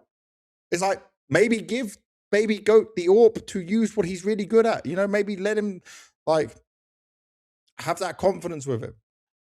Okay, so MongolZ second. I can agree with you. I'm with you. Because he got 2 MVPs as well. 2 MVPs when your team lost the finals is crazy good. Yes. Crazy good. And he came back into this year because his year was looking rough. Now, the thing is, I could put Shiro third, but I'm leaning towards a MongolZ. Are you going to hate me for that? I think that Shiro should be third. Bro, MongolZ had 2 MVPs, 1 being a big event. Yeah, but okay. Do you think MongolZ would get an MVP with Donk in his team? Yeah, it's kind of hard. It's a fair argument, you know. Like, I get it. No one's gonna get an MVP on his team other than him. That's just how. That's what you accept in the contract. We'll receive no MVPs. You get to play with Donk, but all the MVPs are his. Just be ready for that. Major rating. Shiro was better. than MongolZ. Yeah. MongolZ was a fraud on majors, sadly. Sadly, yes. He did not have a great major. I don't think that is going to be something that we are going to reference many Next times year. in his career. Yeah, next year will be different. This is a learning point. I think that if he had a better run at the major, I think that he could have crushed Shiro's longevity. With Spirit having a little bit of a poor major. If they won the major, it would be a whole different conversation. Yes. I think that's the only way that he could have pushed Shiro off of this position. So Shiro third, then we get interesting. It's got to be MongolZ fourth. Yes. Because Torji, it's not been him, man. It's like, I don't care about your consistency on mouse. You got no MVPs to your name. I don't remember an event I would consider you an MVP potentially being at. But even though I love the 4 best AWPers in the world. The rest get closer and closer together in a group, I think. Yeah. And that includes Torji, even though I think that he is incredibly important for the mouse team. I don't see him as a super elite AWPer like the 4 of the rest. He's not on the same level of them, sadly. And I think that might have something to do with, like, look at his last events. London, 0.94. Pro League, 1.03. Chengdu 1.02, Budapest 1.04. If you compare that to all the other AWPers that were the same events, they didn't have these kind of ratings. Yeah. Maybe he has to talk too much. Maybe he has to do too much for him. But like, it's for me, Torzi and 910. 910 not as bad as Torzi in terms of 910 drops off in playoffs. Torzi had a terrible major. Yeah. He had a 0.96 rating. 910... it goes missing in some of the most important games. To give him a mention in this whole AWPer conversation. Yes, but his high is very, very high. Yeah, but it's that inconsistency. Yeah. So I think it's like Zaiwu, Manasi, Shiro, MongolZ, league of their own. Then Torzi a step down, and then 910 a step further. But do you want to see the major rating between 910 and Torji? A 108 for 910, a 0.96 for Torji. How much? 0.96 for Torji. Damn. I am not sure it's that big a difference. Yeah. I thought it, like, I'm just going off I don't have the numbers. Jesus. Now, yes, 910 against top 5 opponents has a 0.76 rating at majors. Yep. Is much better against top 10, top 20, top 30, top 50 opponents. Mm-hmm. Torji has a 0.97 versus top 5 opponents at majors. Yep. So he's way more consistent at majors, even though it's pretty bad consistency to have. The 0.96 part. So I don't really know where do you actually put this.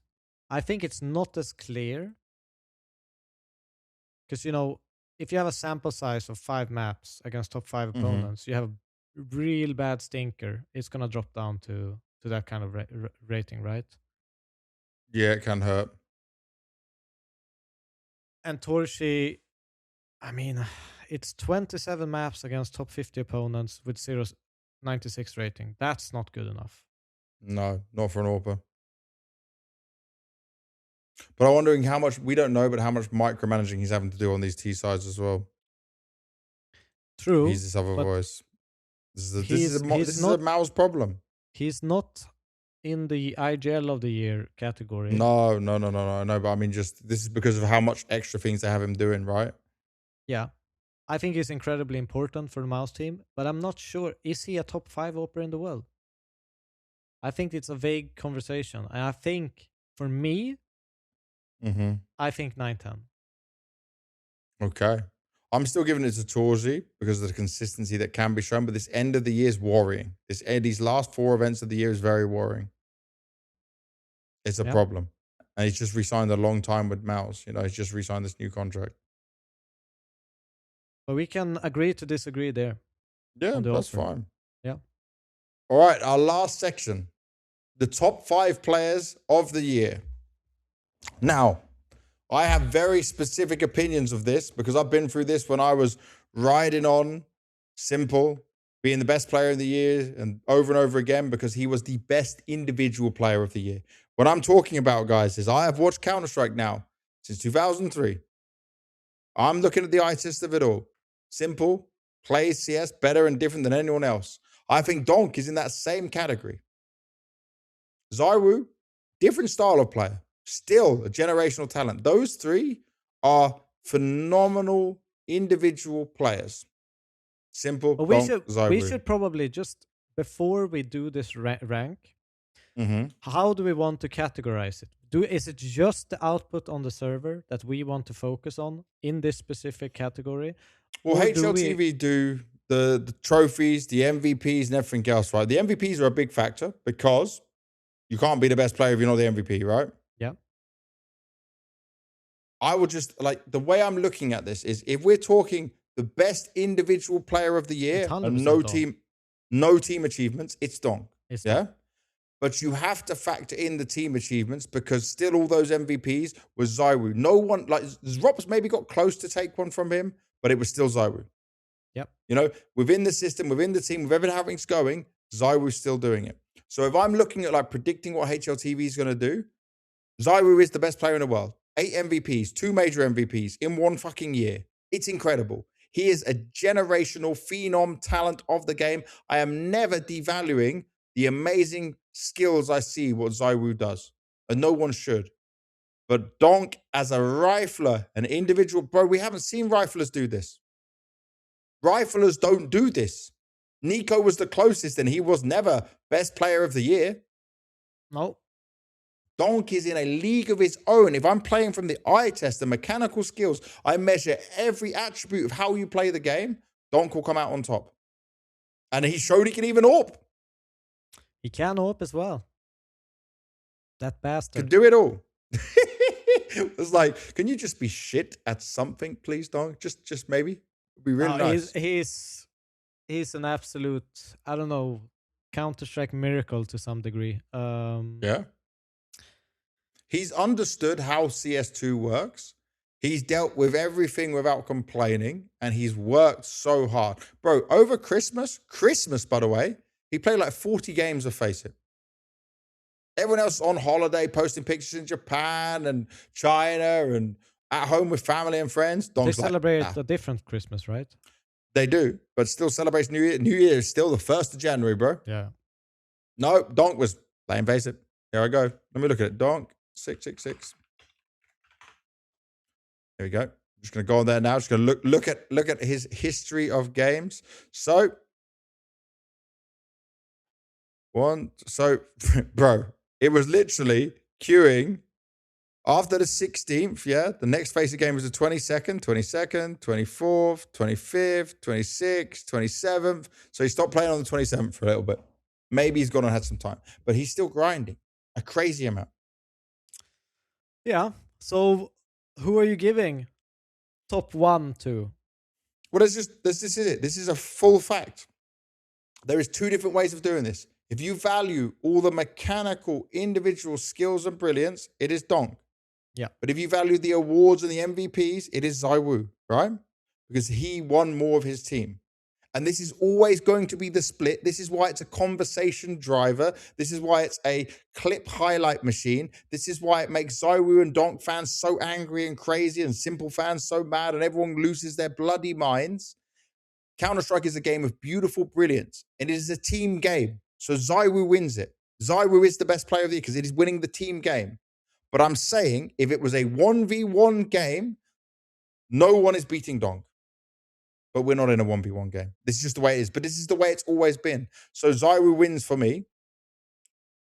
But I've just given you all the reasons. I've just explained and laid out the foundations of it. You basically, you know what HLTV would be smarter to do? Rather than doing top 20 players, you should do top 5 individual players and top 5 team players or something like that. Yeah. I mean... but make things simpler. We're not measuring the same metrics. The metrics are not the same. No. I mean, the metrics need to be clear because that's the confusing part about it. Because I think that no one can argue that Donk is not a better individual player than Saivu. Like, no one can argue anything else. Like, Donk is the best player. Mechanically, aim-wise, like how he approaches the game, what he's doing on it. But that doesn't devalue how good Zwei is. I also agree that if that is the criteria every single time, you know, just stats would eventually go into a world where someone is just farming stats. They're not winning. And the most important part is winning. And Saivu has done that. Yeah. And Donk hasn't. And that might not be all his fault, but yes. Yeah, but he's in a position, by the way, to be clear on how we can solve this. What you just said, by the way, was beautifully put, Devilwalk. If you are Donk, you sit there at a spirit management and you say, assholes, give me what I want. Give me everything I want to win. Because you want me to stay on this team? You want the best player in the world or the generational talent or the phenom, skilled, crazy mastermind who's 19 or 18. Wait, so let me just check before I overvalue his age. 18 years old still. He hasn't quite hit 19 yet. 18 years old and you want me to stay on your roster? Then build me a team like they've done for Zywoo. Now, it took Zywoo a few years to get a team like this, right? Yep. And Donk won a major before Zywoo in terms of age. So if we're looking at longevity, you can see where this is going with it. But right now, Zywoo is the number one. It's a team game. Counter-Strike is a team game. MVPs are delivered to the best players of the tournament. And guess what? Donk wasn't in all those finals. The two finals that they were in together, or sorry, the three finals they were in together, right? Because the standard doesn't count. Both blasts. Vitality didn't do good at the blast events. And then Cologne lost to Mouse for Vitality. There we go. That's what we have. But all the other MVPs, so 4 MVPs for Donk, 8, including 2 major MVPs for Zywoo. Zywoo is the clear-cut number one. Yep. I think, for me, I agree. Zywoo should win it. I do think Donk is the best player. But it all depends on how you want to categorize this top 5, right? I think winning is more important than stats. I don't think Donk necessarily is farming stats to that degree, but no, Donk is not your, like, you know, the bait F, blame F meme that everyone likes to say. He's not doing that. He's not running around just. He is going out first. He is opening up rounds. He is owning everyone in his way, and then his team can still fumble it when he dies. But this is the best player in the best team in the world, and potentially even history-making team, which Zywoo is a part of. They made that history this year. He deserves top 1. I go top 2 Donk. And by the way, I'll just say this on Zywoo, because you're jumping ahead too far now. The thing about Zywoo, before the Zywoo lovers and enjoyers come in here, Zywoo may not be as flashy, may not be as crazy as a Donk or a Simple, but the way he reads a game is still better than both Simple and Donk at times. At times with Donk, but definitely better than Simple. Because Zywoo is making the calculated play. Zywoo is reading and ahead of the steps before it happens. I see moments from when, like, for example, Simple would used to make a clutch, and you'd see, oh, he's getting 1, he's getting 2. Oh, he's got a chance to win this. But he could do something crazy that doesn't work, and it's a huge risk. Zywoo is not raking those risks. Zywoo is hitting this shot, killing that guy, doing this, putting the right smoke down, everything. And the way he's thinking about things is so skilled. It's so crazy. I mean, and this puts him in that league of his own. Resurgence of a device of old to some degree. More calculated in the way that he approaches things. Less sitting back. Yes. But in terms of like thinking about the game, he's never going to be as flashy, but he's still going to be one of the players you would want the most in your team, just because you see there's a consistency, not only because of skill, but because he puts himself in the position to always get something. Yeah. But yeah, I agree. Right.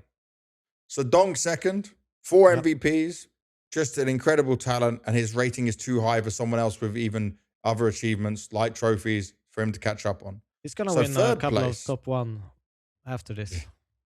So third place, I put Rops, personally.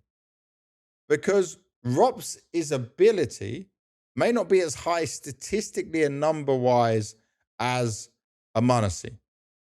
What's the difference there? Can you tell me while I'm going through this? But still, he was EVP at Kato, Pro League, Melbourne, Rivals, Austin, Major, Cologne, Chengdu, and Budapest Major. One of those majors, MongolZ wasn't even a part of. I'll even give a reference to even backing up a little bit. This will be a reference to, I think, every ranking.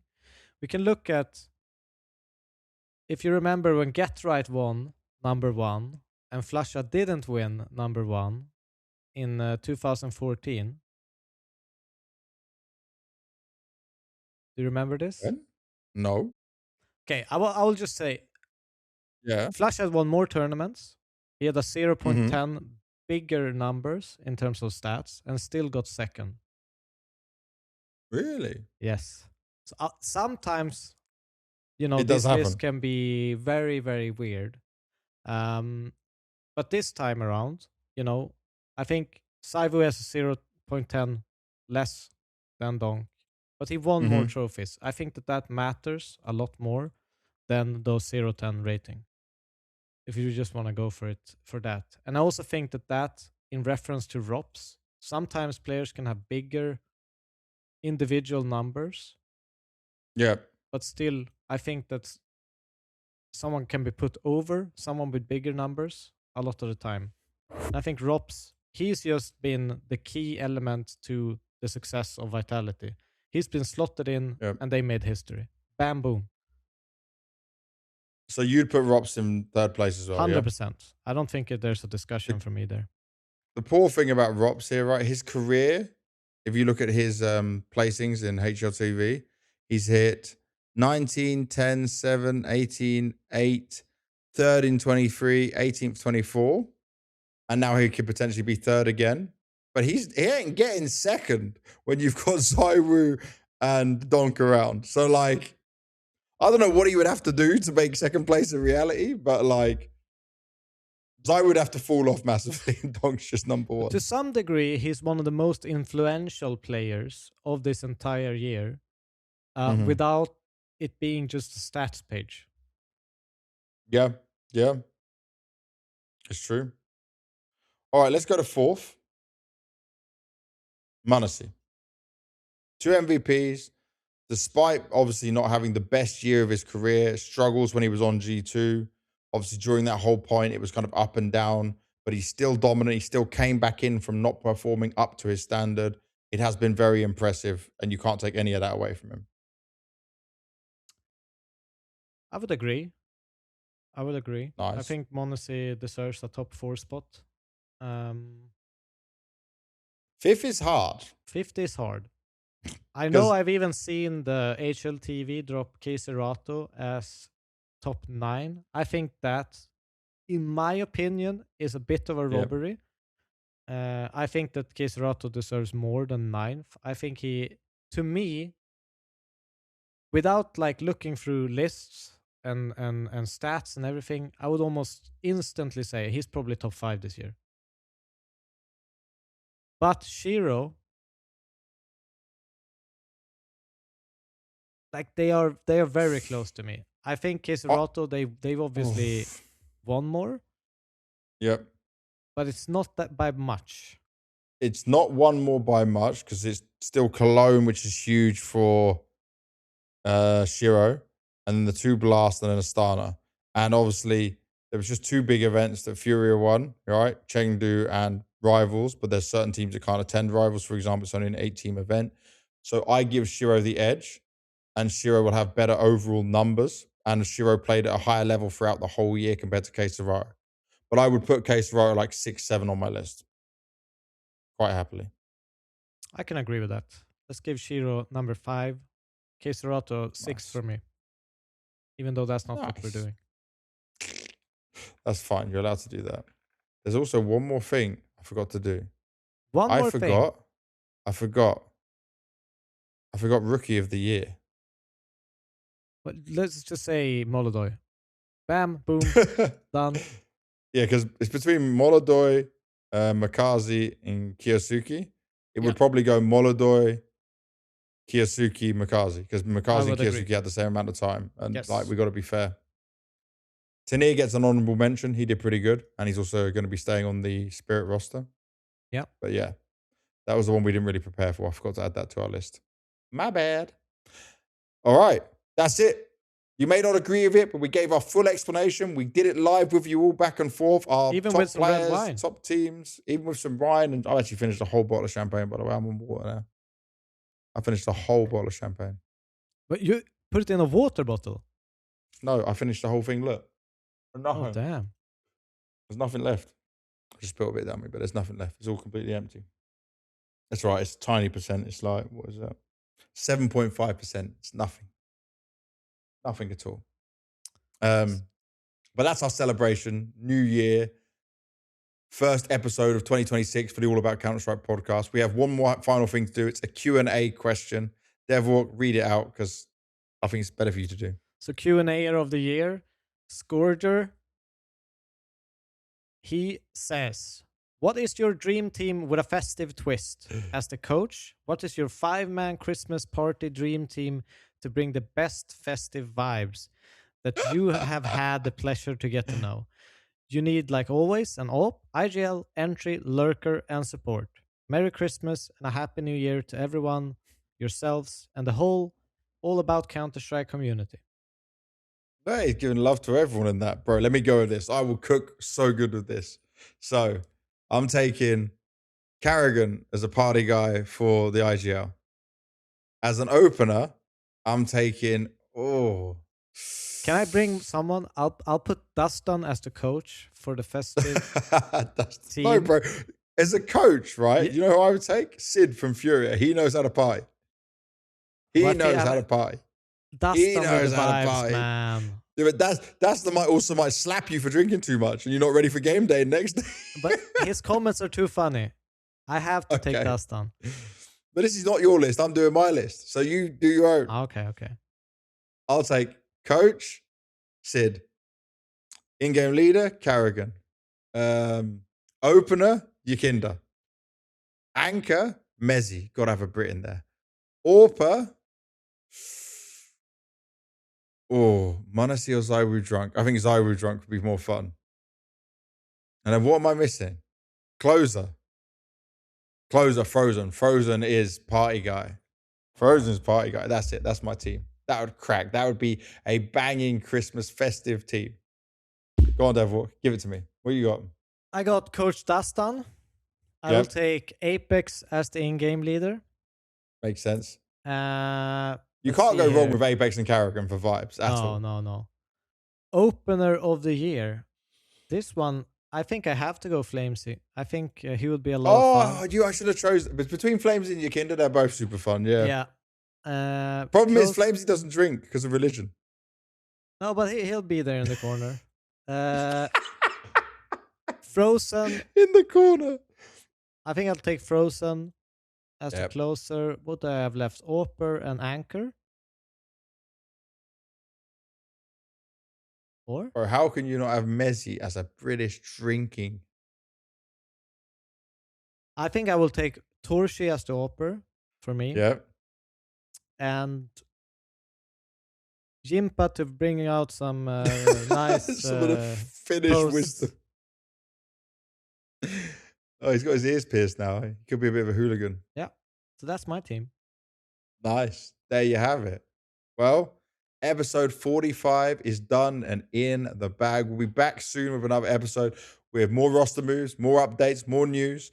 Then we'll also do our Blast Bounty season. I guess it's season 3 of Blast Bounty preview. I don't know if they're calling it that. Maybe it's season 1, 2026. I'll get the naming down. I'll find out what it is.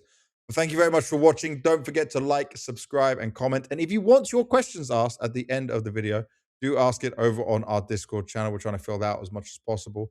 And very soon, we're going to have a special knife giveaway to celebrate everything that we've done over the year for anyone that is subscribed to this channel. So make sure you are hitting that subscribe button. I'm letting you know, because if you're not watching this point, you'll miss out on the opportunity. Thank you for watching. We'll see you next episode. Enjoy the rest of the holidays if we have to go back to work, and we'll see you soon.